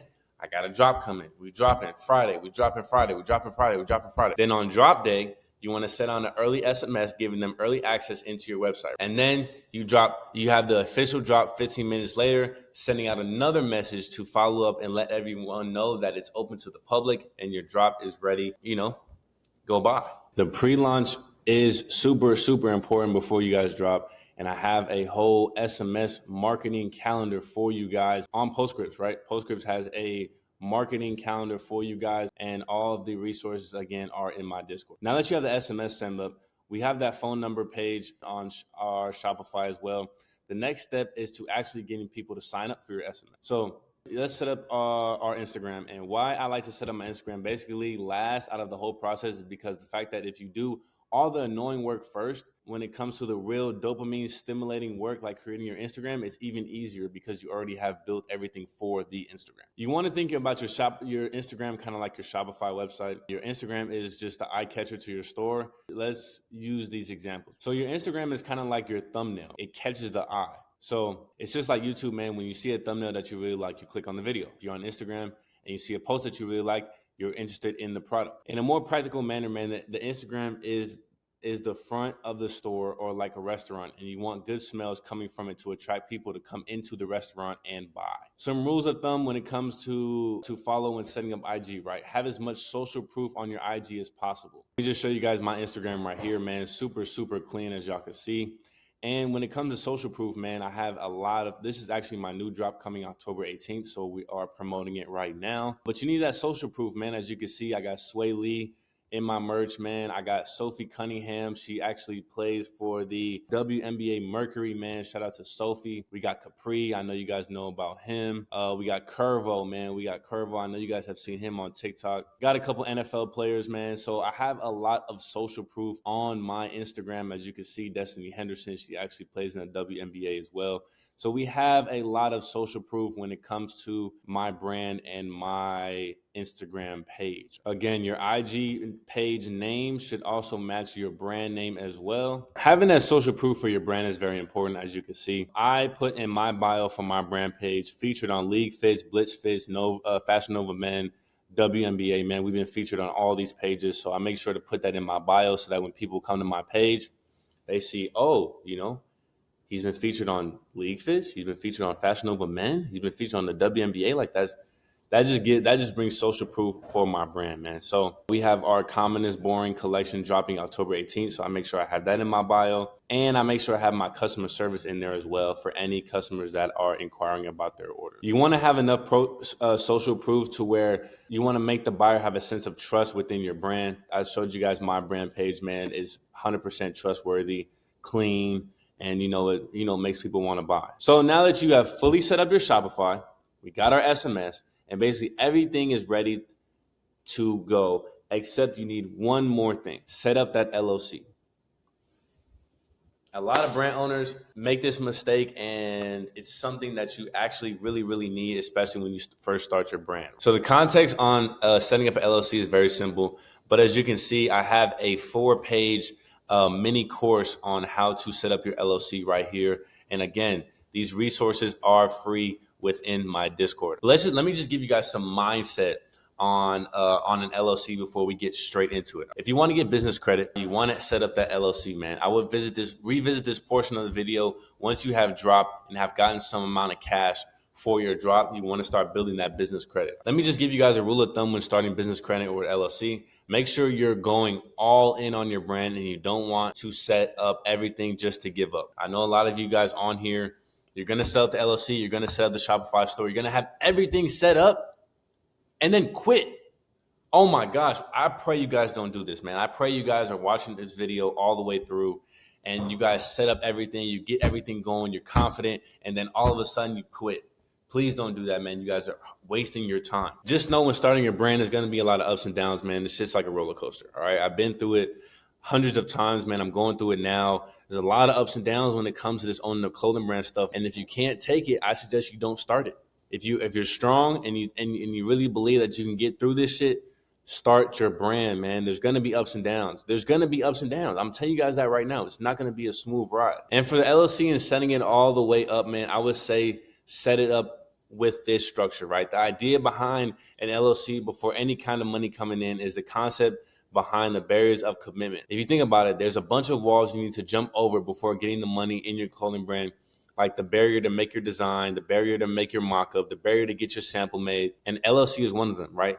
The more barriers you jump over, the easier for you is to commit to your brand and not give up. The more you fail, the more you learn, the more you will be successful. A lot of my mentors that I've met and have made millions of dollars within this space would rather fail more than become successful because they will learn more within their failures than their success. I always tell my students in my inner circle, man, I always try to give them motivation and let them know that I started from zero, right? I was in your same position and now I'm here.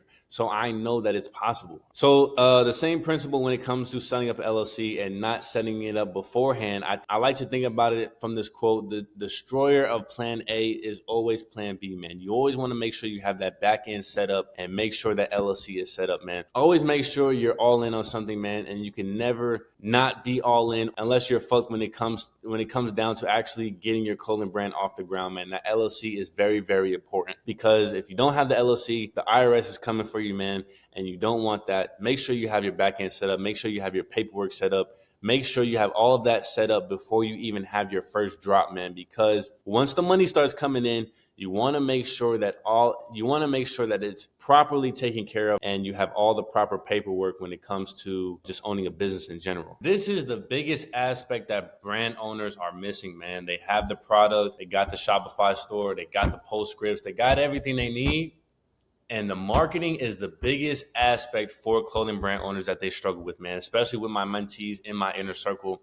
A lot of them, maybe like 90% of them, struggle with marketing. And today I'm going to show you guys, just give you some quick pro tips, some quick secrets on marketing, man, just so you guys can up your marketing for your brand. All right, now you got the sample. You waited your 2 to 4 weeks, whatever it is. Now you have the sample in your hand, man. It's now time to start marketing. We also need to decide on your sales method. Either it's going to be pre-made or pre-order, right? So let me give you a quick definition, right? Pre-order is you drop a product. Say I drop this hoodie. I only have one hoodie. I drop the hoodie.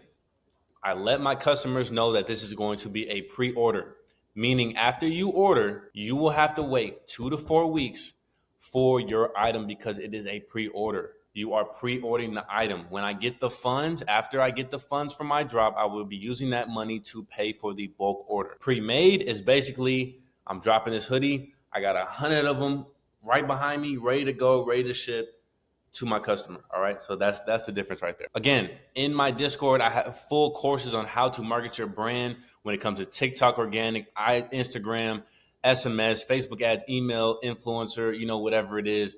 As you can see, I have it all here, man. I got it all here for you guys right here. And you can easily access it on my Discord, y'all. Like, I'm sorry to sound repetitive, but that's just what it is. Like, if you're watching this video and you're like, oh my gosh, how do I do that? Oh my gosh, how do I do that? It's in the Discord.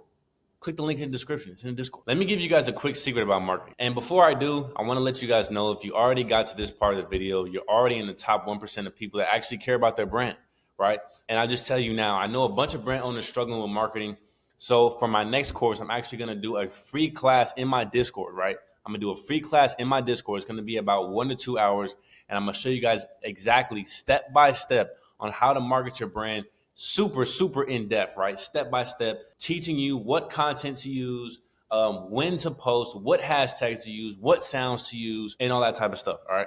So I need you guys to join me there, man.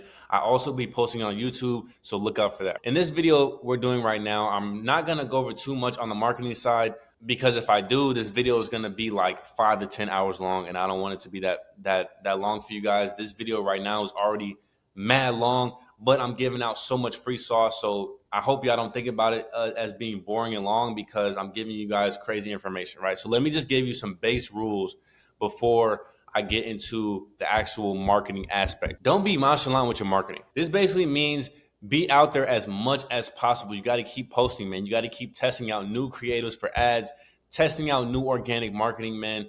Basically, you gotta grind, man. You gotta really learn the system of this clothing brand stuff, man, and really watch other videos on social media platforms that have went viral. Watch other videos that went viral and make sure you guys are replicating those exact videos and obviously putting your own taste into it. Be strategic on how you post, right? Don't overthink it. I know a lot of brand owners, they make a bunch of content, they make a bunch of designs, and they never post it, or they just keep contemplating on posting it, man. I don't understand, man. Post the content. Who cares? Whether you get no views, 100 views, 500 views, whatever it is, you're getting eyes on your brand, man. You're getting eyes on your brand, all right? And you're not going to get 0 views, actually. I didn't mean to say 0 views, but I mean like minimum 50, 100, 500, whatever it is. Don't get discouraged when you don't get the amount of views that you want, man. You are not going to get a viral video off the start unless you take the right steps with help in our inner circle. In our inner circle, we actually teach you guys how to go viral step by step. So if you guys want to go viral within your content, make sure you guys join that inner circle. You can go viral on your own all you want. Again, it's just going to take a lot longer. It's really hard to get a viral video. So if you're getting anywhere from 2,000 to 5,000 views, that's still really, really good, man. Just imagine a room full of 2,000 to 5,000 people, bro. That's a lot. Post on Instagram and TikTok mainly. But what I recommend is also creating your own YouTube channel and personal brand. But again, we'll get into that later. All right. Let's get into organic marketing first, man. And I really encourage brand owners to start with organic marketing. There's a lot of brand owners out there that instantly want to go straight to ads. And that's not the case, man. You have to build that organic marketing first, man. You have to build just that organic reach first, man. You got to see who really, really rock with you, right? Who really rocking with the brand. Again, the main platforms for this organic marketing is TikTok and Instagram. You can look through courses we have for free on Discord, man. I personally am not going to go over it here just because I don't want this video to be too long. But TikTok and Instagram, man. Post on TikTok, post reels on Instagram. If you want to know step by step, man, make sure you join that Discord. I'm not gonna go too much into that. But here are some general rules of thumb to follow, man. Post 3 times a day. Post 3 times a day on TikTok. Post 2 to 3 times a day on Instagram. For me personally, I don't fuck with organic on TikTok, at least for me, because it never really happened to pop off too much. So I just did Instagram mainly, and I ran ads. I'm starting to do TikTok a lot more. I know there's a lot of brand owners out there that went crazy on TikTok and are making a living off TikTok, and salutes to them. But Instagram and Facebook ads were definitely a key factor for me. So Instagram is really where I built my organic, TikTok a little bit, and then I started to go to Facebook ads. Then the workflow for finding good content to get inspiration from is going on TikTok and looking up keywords like clothing brand or clothing brand ideas. Again, you want to find the viral TikToks that are going crazy and basically just replicate them and put your own taste onto it. Use your own products and just use your own type of aura when it comes to those TikToks. But you want to take the same strategy that they used for your TikToks as well.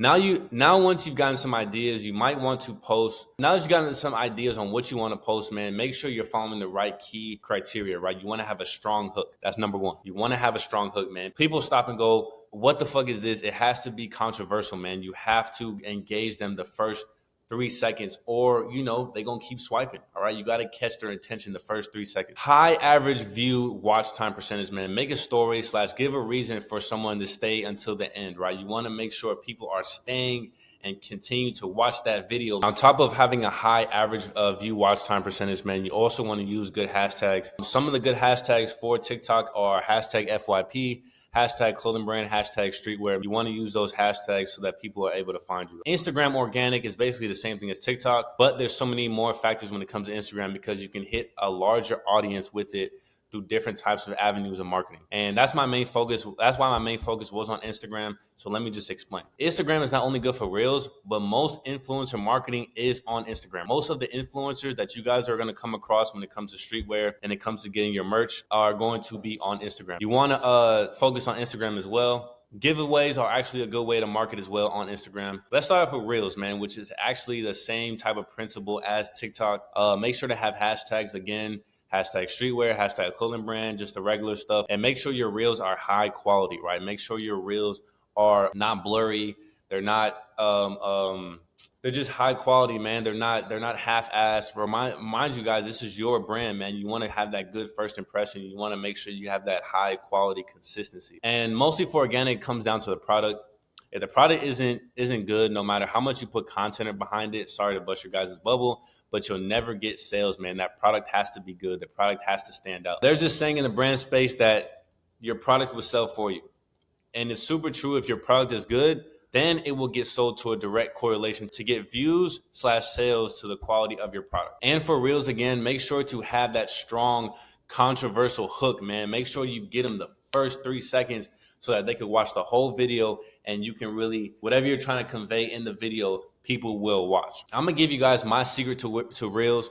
Make sure to edit inside the Instagram editor. If you edit inside the Instagram editor, it will be pushed out more. All right, you can use keywords like clothing brand, streetwear inside the reel. So if you use Instagram before, I know when you guys post a story, you can do a bunch of hashtags and you can decrease the size of the text and hide it from that story. You can do the same thing with your reels, and this helps with SEO, also known as search engine optimization. People are looking up clothing brand, then you will be able to be the first to pop up because it's in your actual reel and no one can see it because it's super small. Make sure there's no profanity in your reels / songs on Instagram. I know there's a lot of you brand owners that listen to a lot of this underground rap music and all that type of stuff, or even just rap music in general. That's fine. You can use that song. Just make sure it's clean, man. You don't want to use any profanity because you got to think about it. There might be some parents watching these reels that want to buy something for their kids, and y'all over here using motherfucking money, busting out the, eat that bitch up,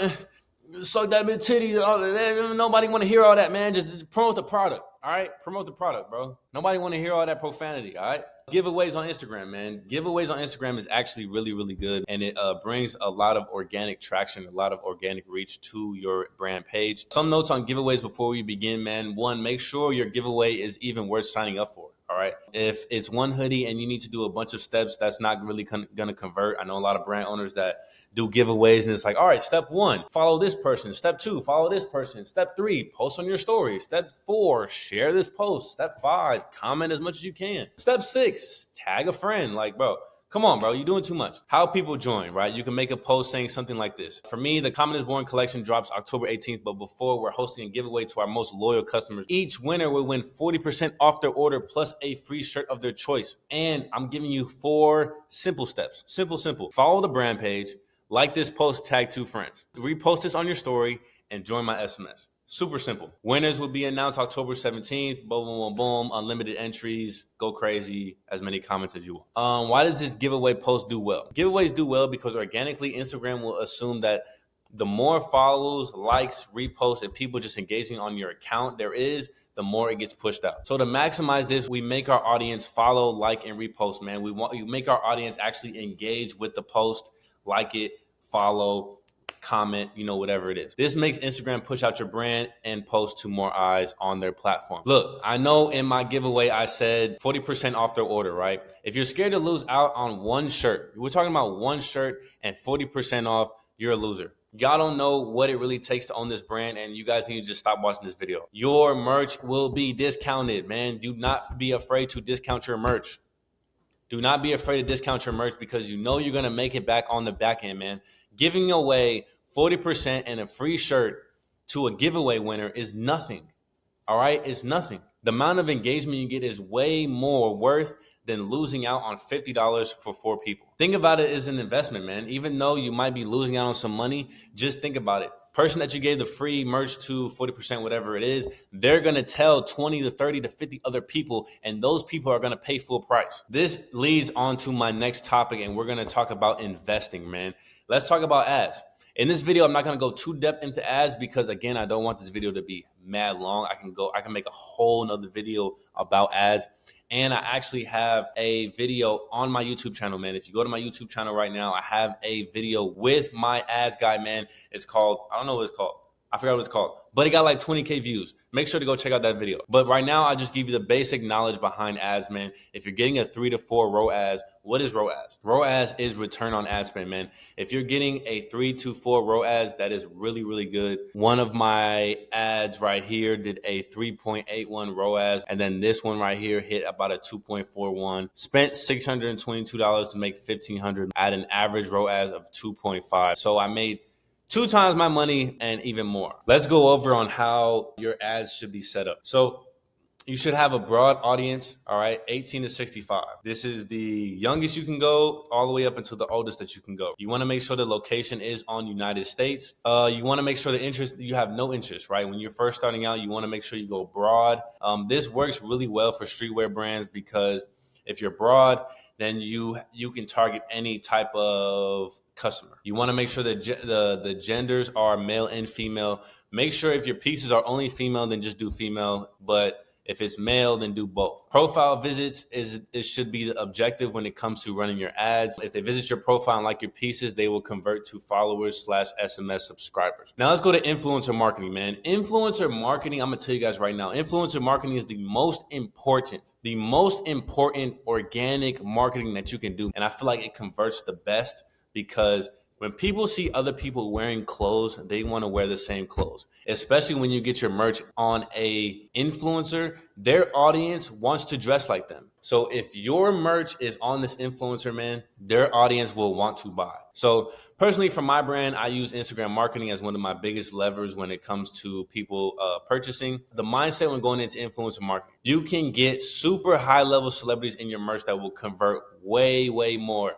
Or you can hit up Instagram fashion influencers in your niche to wear it for you, and that will also increase engagement to your pieces. Think of influencer marketing as another investment, although you'll be paying a good amount for these influencers to wear your pieces. The reach they will have is crazy, man. When you send these influencers free merch, don't think about it as, oh, I'm sending them free merch. Oh, I'm losing merch. No, because when these influencers wear your merch, I'm telling you, their audience will convert into customers. Personally, influencer marketing for me was very, very big, man. As you can see, influencer marketing was super, super big for me. Let me just show you guys, going back to my story. I done had so many influencers when it comes to Gunna, Soldier Boy, Skilla Baby, as you can see, DK Metcalf, Curvo from TikTok, man. So I was able to really convert when it comes to influencer marketing. I personally left my job to pursue being a clothing brand owner full time after Soldier Boy wore my merch, man. That was like one of my first viral moments. And after that viral moment, like, it was a wrap after that, man. I quit my job like a month later and I just started going crazy with my brand. And I know you guys are watching, man, and you're like, what influencers do I even use? How do I even find influencers?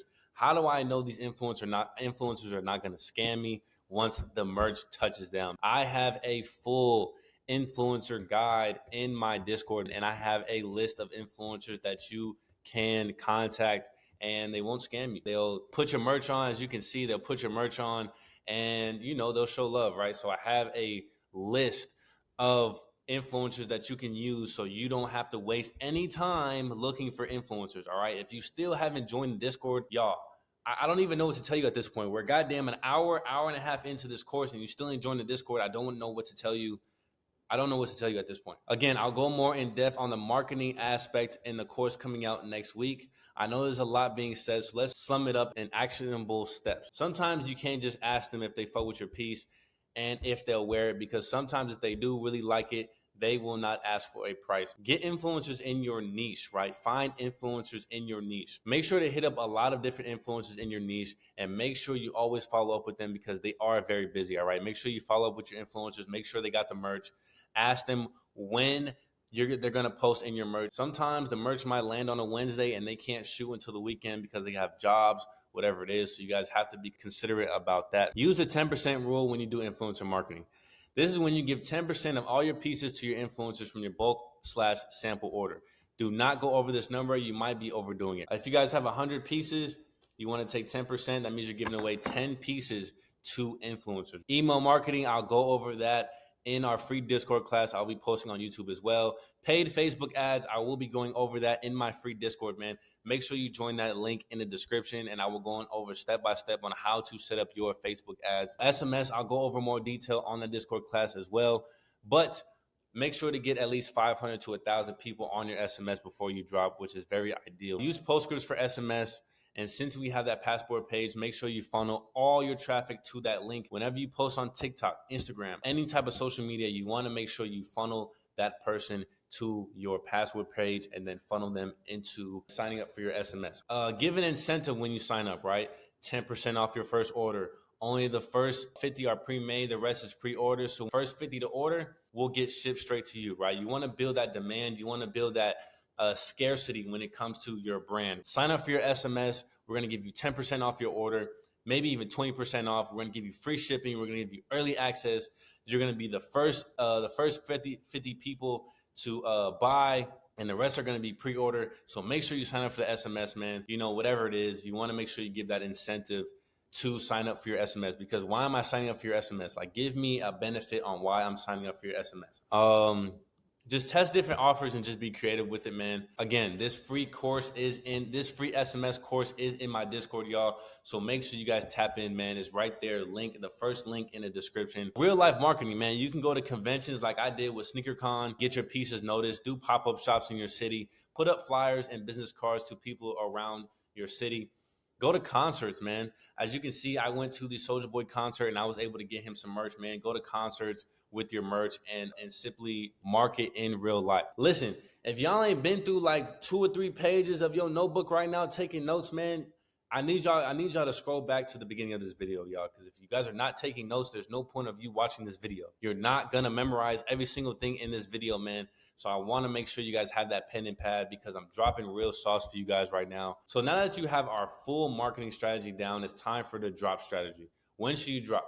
This is the big question I get from so many brand owners, and honestly, it's quite simple. Don't drop until you have proof of concept that people really do want to buy your shit.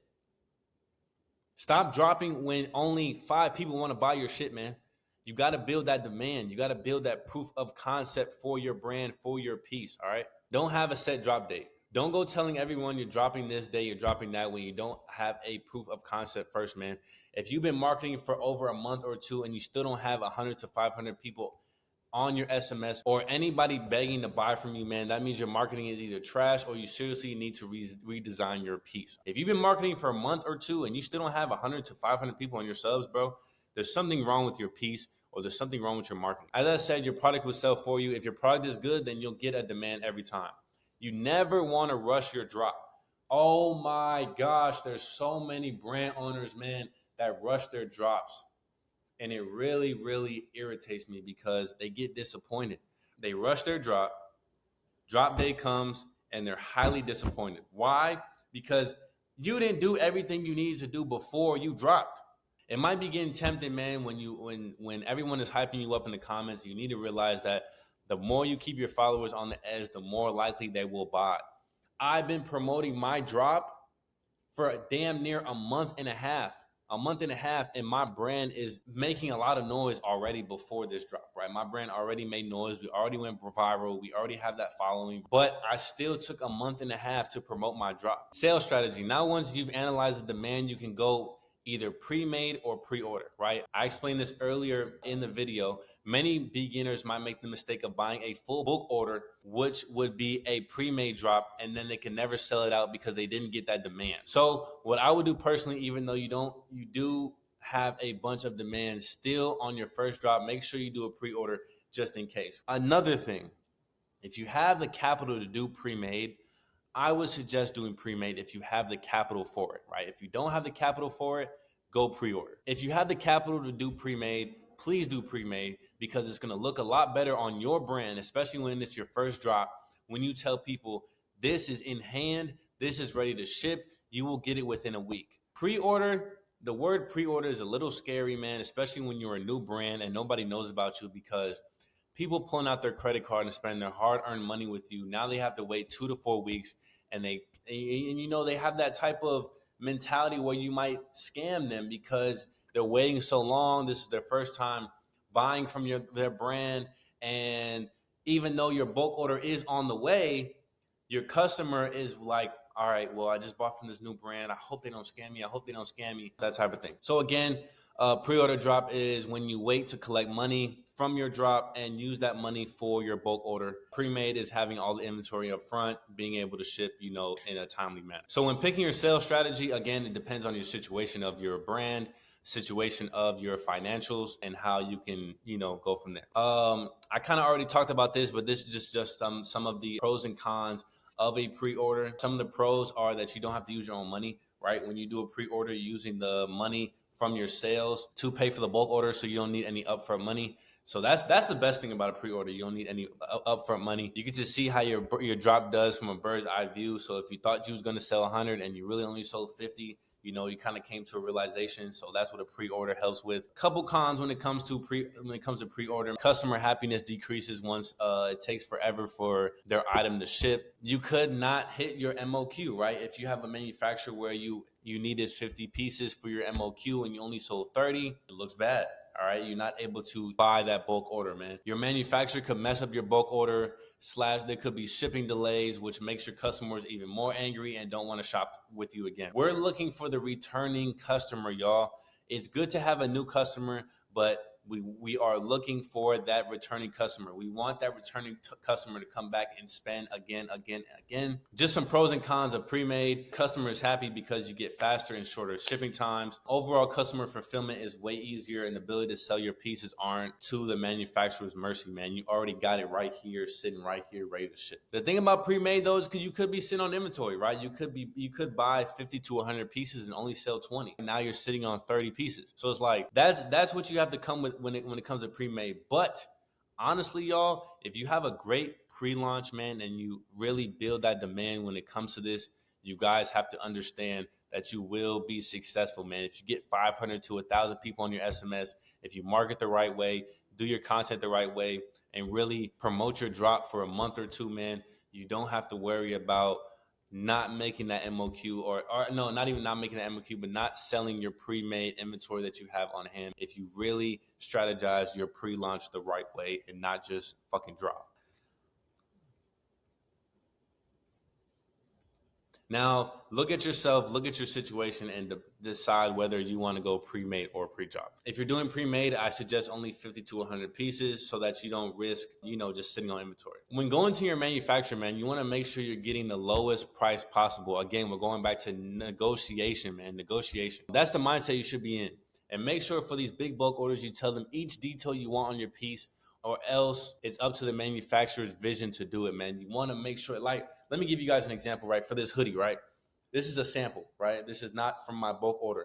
I told the manufacturer, I want my logo as the zipper. I told my manufacturer, I don't like how the wrist on this hoodie is so loose. I want you to tighten it up a little. I told my manufacturer that I don't like how the zipper only comes up right here. I want it to come up a little bit more, that type of thing. So make sure you guys are really detailed with your manufacturers, man, and tell them exactly what you want from A all the way to Z. Again, make sure you use that template that tech pack template that I showed you guys earlier in the video, and make sure you guys are really discreet when it comes to explaining to your manufacturers what you need for your bulk order, right?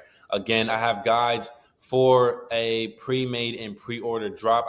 I'm showing you guys exactly how to do a pre-made drop. I'm showing you guys how to exactly do a pre-order drop. So all of that is free in my Discord, all right? Free resources. And in the Discord, it takes a deeper dive into them, as this is kind of like surface level information in this video, all right? I don't want to make it too long. How much should I be making from these drops, right? Ideal margins for your drop should be 50% or over. Again, yes, this is a creative outlet, but we are here to make money, man. We are here to make money. So if you're getting a hoodie for $30, you should sell it for $60. You want to make double your profit. There's a couple of different ways to price your drops if you usually have a collection though, right? This method is called price anchoring, right? Think of the price anchoring as a restaurant menu. No one buys the most expensive thing on the menu, but they buy the second most expensive, right? They don't want the cheapest. They don't want the most expensive. They want right in the middle. So example, with my brand pieces, not a real collection, just an example, just giving you guys an example of what some of my brand pieces here, right? So we have the cheaper versions, the $10 to $20, and then we have the $50 version, which is affordably low barrier to entry, and then we have that $70 piece where we want people to buy, like, looks cool, still semi-affordable, man. And then we have that most expensive right here, right? So that $70 mark is what you want. You want your customers to go forward, man. Target piece we want to sell out is this $70 hoodie, right? People love staying in the middle when it comes to buying shit. And the $70 item seems like the best deal out of all the hoodies in my collection. And we can create upsells to make more money, right? What is an upsell? Buy this hoodie, get something else for 50% off. Buy this hoodie, get something for free, whatever it is. Upsells, right?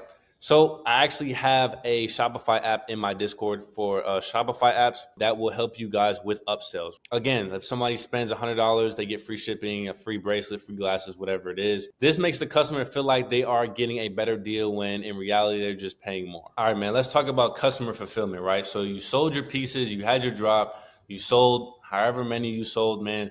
At this point, you have followed basically everything I've said. You've now sold out your drop. So now you sold out your drop. You sold out as many pieces as you can.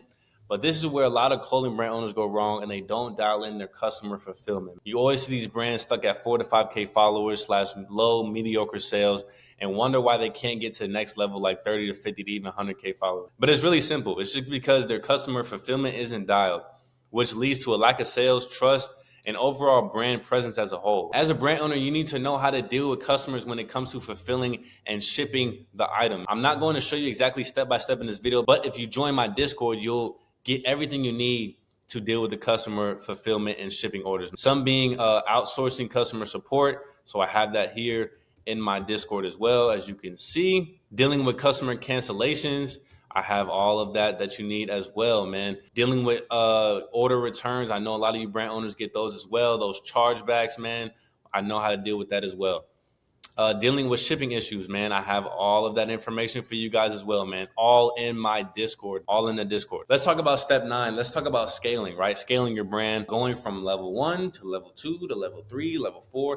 Simply going up in your brand. Now that you followed all the steps in this video I have shown you, it is now time to scale your brand from 10K all the way to those 50 to 80K to 100K to even 300,000, just like me. At this point, you will have people running your backend system and have a team helping you with most of your back-end processes when it comes to customer service, managing your website, managing your socials. You have a team for that now. These include your Facebook ads, SMS, email marketing, accountant to track all your data when it comes to money, virtual assistants, man, all that type of stuff. Now your brand is booming, right? You sold out your first drop. You're scaling. You're going from 10K to 20K, 30K, 40K drops.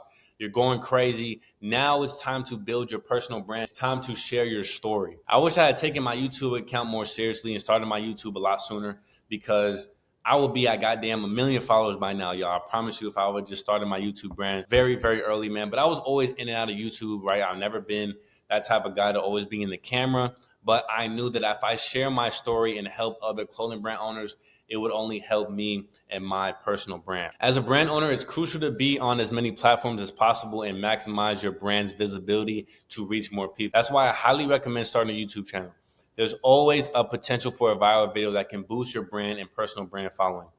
Building a personal brand is often easier than building a clothing brand. For instance, if you look at Quan or Capri, they've amassed hundreds and thousands of subscribers basically off their personal brand, man. And when Quan recently launched a shirt from his brand, Yell Yard, it sold out instantly, just like Capri, right? So they build their personal brand, and then their clothing brand just came and followed. This happens because people are more inclined to buy from someone they follow personally and can relate to, regardless of how good the product is, right? Even if you're focused on building a personal brand, having a YouTube channel is still valuable traffic for your brand. Documenting your brand journey, man, especially when first starting out, can help drive traffic, because you got to think about it.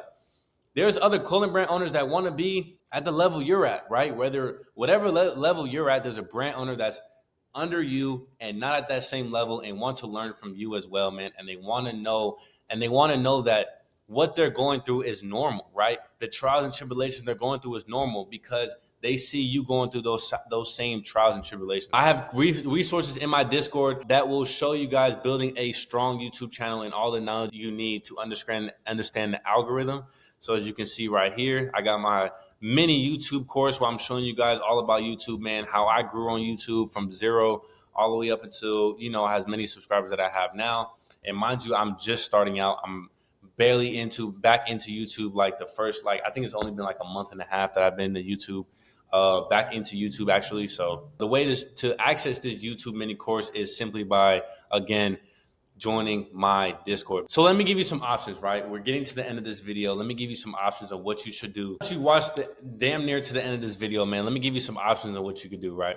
Well, option one, you could do it yourself, right? Let it play out, all right? You don't have to join the Discord. You don't have to join my inner circle. You don't have to use my resources, right? You can simply watch this video and go out in the wilderness and figure it out on your own. You might succeed with the drop, but you have tons of hiccups and mess ups along the way, man. It will be much more expensive when it comes to paying designers, samples. You could find a manufacturer on your own, and it could be a bad manufacturer and you get scammed. A lot of these things take up a lot of your time. And honestly, if you're smart enough, you would just use the resources that I give you instead of going out there and figuring it out on your own. Just for the simple fact that time is very valuable, man. Time is more valuable than money. You can get money back. You cannot get time back. This goddamn hour and a half, 2-hour course I just recorded for you guys, I could have been working on my brand, right? But instead, I'm here trying to help you guys start your brand, scale your brand, and basically just give you guys the resources that I didn't have when I first started. Now, you might be also stuck in a cycle of watching these kinds of guides / other YouTube videos and doing it yourself as well. Sure, that'll work to a certain extent, but even though I genuinely put my entire heart and soul into making this as in-depth as possible, I can only go so in-depth with the nuances that depend on a case-by-case person for everybody. Once it gets to the individual and their specific case, let's say for you, you're stuck with an exact problem in your SMS. One general YouTube can't help you with that problem. This then leads for you to a ridiculous amount of time on watching wasted videos, right? So if you have a problem with your brand, and you're watching constant videos on YouTube, and you still can't figure it out, you're just wasting time, man. You're wasting time. You got to think about it. The next brand owner, right? We have you that want to do it on your own, figure it out on your own, which is fine. Go ahead and do that. But I have another brand owner over here that used my resources in my Discord and went from goddamn level 1 to level 6 all the way in a week. When you're still at level 1 trying to get to level 2, and it's been a whole week. Does that make sense? But I mean, if you're someone that wants to do it on your own, it's not your fault. I literally went through the same thing when wasting 2 years of my precious time when I first started my brand by trying to find information that thought I could find on my own without paying for a course or joining a Discord like mine, or, you know, just using the resources that were provided to me, man. My ego was really, really big, and I wanted to just figure it out on my own. So some of my students that I've helped when it comes to my clothing brand journey, I showed you guys in the beginning of this video, but let me just remind you, man, some of my students that I've helped, you know, within the years, help get 10 to 13K with their brand. Those are just some of my students that I've helped so far, and they used my resources when they first started. They weren't automatically in my inner circle, but they used my free resources first and then eventually joined my inner circle to get step-by-step one-on-one access to me with my help and helping them with their brand. Option 2, right? So option 1 would be figuring it out on your own, you know, doing what you got to do, going out in the fucking wilderness and figuring shit out. Option 2, joining my Streetwear Scholars Discord group, man, and joining my Inner Circle program, right? It's really that simple. Number 1, you will have full clarity on what you need to do every day as a brand owner. Literally, I'm taking you step by step on how to create your brand. Number 2, you will finally be able to hit that 10K drop, man, within the next 3 to 6 months with your brand, guaranteed. Guaranteed, I promise you. I would help you get 10K within the next 3 to 6 months with your brand just if you take action on these steps that I give you. I'm not going to hold your hand when it comes to this shit. I promise you I'm not, because I got a whole bunch of other shit that I got to take care of. But I will make sure that you have the proper resources on how to make 10K your first 3 to 6 months. Now, I know number 3 says we will hold your hand through this process, but at the same time, I will not hold your hand. I will give you the resources. I will tell you step by step on what to do, but I can't go out there and do it for you. Every roadblock you come to will literally have a new road for you to use and clear that roadblock. What does that mean? When you have a problem, you can simply text us in the inner circle and your problem will be solved just like that. Again, you're saving time, y'all. You're saving time. Instead of going to figure it out on your own, again, I got a brand owner that went from level 1 to level 6 in a week while you're still trying to get to level 2 within that same week. You realize the clear path to a 10K drop with your clothing brand, but wish there was some sort of much better, faster, cheaper way, easier way to get it done. Before you do anything else, let me tell you who this program is actually for. If you're just starting to look into the best business model when starting a brand and you want to learn the best, fastest, cheapest, and easiest way to make your first 10K. If you're someone like that, you want to join the program. If you're currently in a designing, manufacturing, or site building stage and you're trying to not get scammed by these manufacturers, you want to find the cheapest way to get your clothes or products made, but when you send over your tech pack or mock-ups, they either A, they never send it to you and you get scammed, or B, they come out horrible and you feel like you wasted your time and energy when you're spending time and energy when it comes to your sample, right? So if you're one of those people, join the program. If you currently dropped, but since you weren't able to market your collection properly, you don't got enough orders, and now number 1, you couldn't hit the MO from your manufacturer, which leads you to number 2, sending back all the money you made from your customers, leaving you feel like you wasted your time and energy, and now you can't sleep from the stress.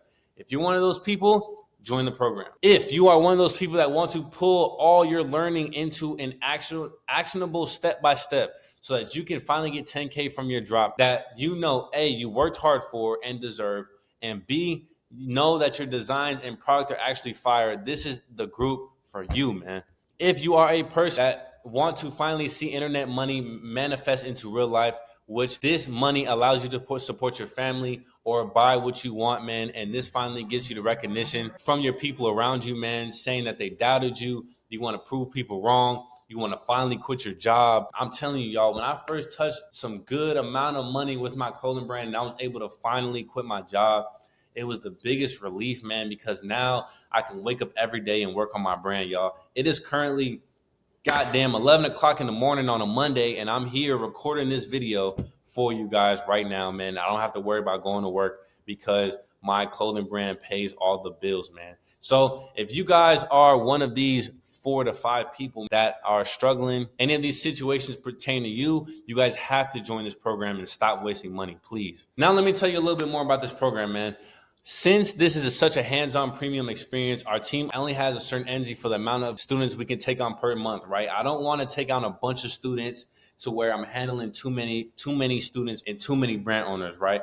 So we are only opening up 10 spots. 10 is good for me. I ain't gonna lie. 10 is pretty good for me because that way I can really focus on those 10 people and actually give them step-by-step instructions, man. I don't want to have 20, 30, 40, 50 clothing brand owners that I have to mentor and be a part of this program because I feel like my intention I wouldn't have enough attention for those amount of people. So whenever you're watching this, if it's towards the beginning of the month, man, you're lucky because if it's towards the end of the month, there might not be too many spots left, right? So if you're watching this and it's the beginning of the month, you are actually in luck, all right? So for you to take advantage of this opportunity, I need you to DM me. DM me on Instagram. This is my Instagram right here, @Elohim. DM me on Instagram. DM me SS. That's all you got to do. 2 letters. SS. DM me on Instagram, and I will get back to you about our inner circle. Or if you check in the Discord, man, and you add me as a friend on Discord, DM me SS, and we can get to work. I'll let you know if we have any spots left. Just because you DM me SS doesn't mean you guys are automatically a part of the inner circle. I have to make sure I have a couple spots left for you guys. If you're watching this, man, on October 14th, 2024, in the next week or two, we'll be officially launching our program in our Discord. And before the launch, we'll be hosting a free full 2-hour course in my Discord, man. So again, join the Discord. Join the Discord. Join the Discord. Link in the description. So that means if you're watching this on October 14th, right now, we are still in beta launch. So you'll get even more hands-on with myself and my team. Good luck. I only got 10 spots open, and when more people join, I'll let you know if we got any spots open, man. But just make sure you DM me SS on Instagram or Discord so I can get you on the onboarding process and get you into that inner circle. Also, in the meantime that I'm responding to you on IG and Discord, go and just join the free Discord, man. This is the most active group for brand owners in this space. Again, we're chopping it up with over 500 to 1,000 brand owners, man. We're in the chat every day just talking clothing brand shit, man. Just talking clothing brand stuff. All right, we're just talking clothing brand stuff. Anything, any advice that you need, man. If you want to connect with other brand owners, again, your network is your net worth, all right? So the people you hang around with, the people you surround yourself with, you will turn into that type of person, right? So if you surround yourself around clothing brand owners, successful clothing brand owners, you yourself will be a successful clothing brand owner. So again, DM me on IG, DM me on Discord, and DM me SS on Instagram or Discord, and we will get you started with the onboarding process if I have any spots available. If you're watching this video, I need you to act fast. So again, guys, what I said about you not having the right guidance, now is your time, finally chance to take action on your brand and finally start making that 10K. Listen, you have to take action when it comes to owning a brand, just owning a business in general, man. This is a risk-taking business, man. You have to be able to take that risk. Hey, if you want to get yourself out of the situation that you're in, you're going to have to take a risk. That's all it is. You can now finally get out of that rut you've been in for so long, man, and get help from someone that's actually doing it. Again, I've done over 300,000 just this year with my brand, and you're going to have one-on-one access to me. One-on-one access to me in this inner circle, and I'm going to give you all the advice, all the guidance, all the action plans for your brand to get where I'm at this point, all right? So, y'all, if you made it to the end of this video, bro, I'm going to applaud you right now. Hey, give them a round of applause, man. I'm going to give y'all a round of applause if y'all made it to the end of this video, y'all, because I just gave out so much free sauce for you guys, man. There's not too many brand owners doing a whole goddamn hour and a half, 2-hour brand course on YouTube in general, right? There's not too many giving out free brand courses. And again, if I describe the same situation that you're in right now in this course, man, I need you to join the Discord. I need you to DM me on Instagram or on Discord, SS. Please do. If you want to change your life for the better, man, and really do your thing when it comes to this clothing brand stuff and not waste any fucking time, mind you, time is very valuable, man. Again, join the Discord. All right, that's the last thing I'm gonna say, man. Join the Discord, get these free resources from me, and I need you to DM me SS on Instagram or on my Discord, man, so you can be a part of the inner circle, and I can take you step by step on how to own a clothing brand. I'm telling you all right now, this is possible. I'm telling you right now, this is possible. I know a lot of y'all watching are like, dang, he did 300,000 in a year. Like, I barely sold $500 in merch, y'all. Got to put in that work. This shit didn't happen overnight for me, right? It didn't happen overnight. I put that work in. I took action. I took action from my mentors, man. Any information that they gave me, I did it because I know they've been in the same situation that I have been, man. So look, I'm gonna stop yapping. This video was goddamn long as shit. I gotta get some food. I'm hungry as hell. But look, DM me SS on Instagram or Discord. Join the free Discord link in my description, man. And make sure you take advantage of these free resources that I'm giving you guys, man. Mr. Be Special. I'm out. Let's go.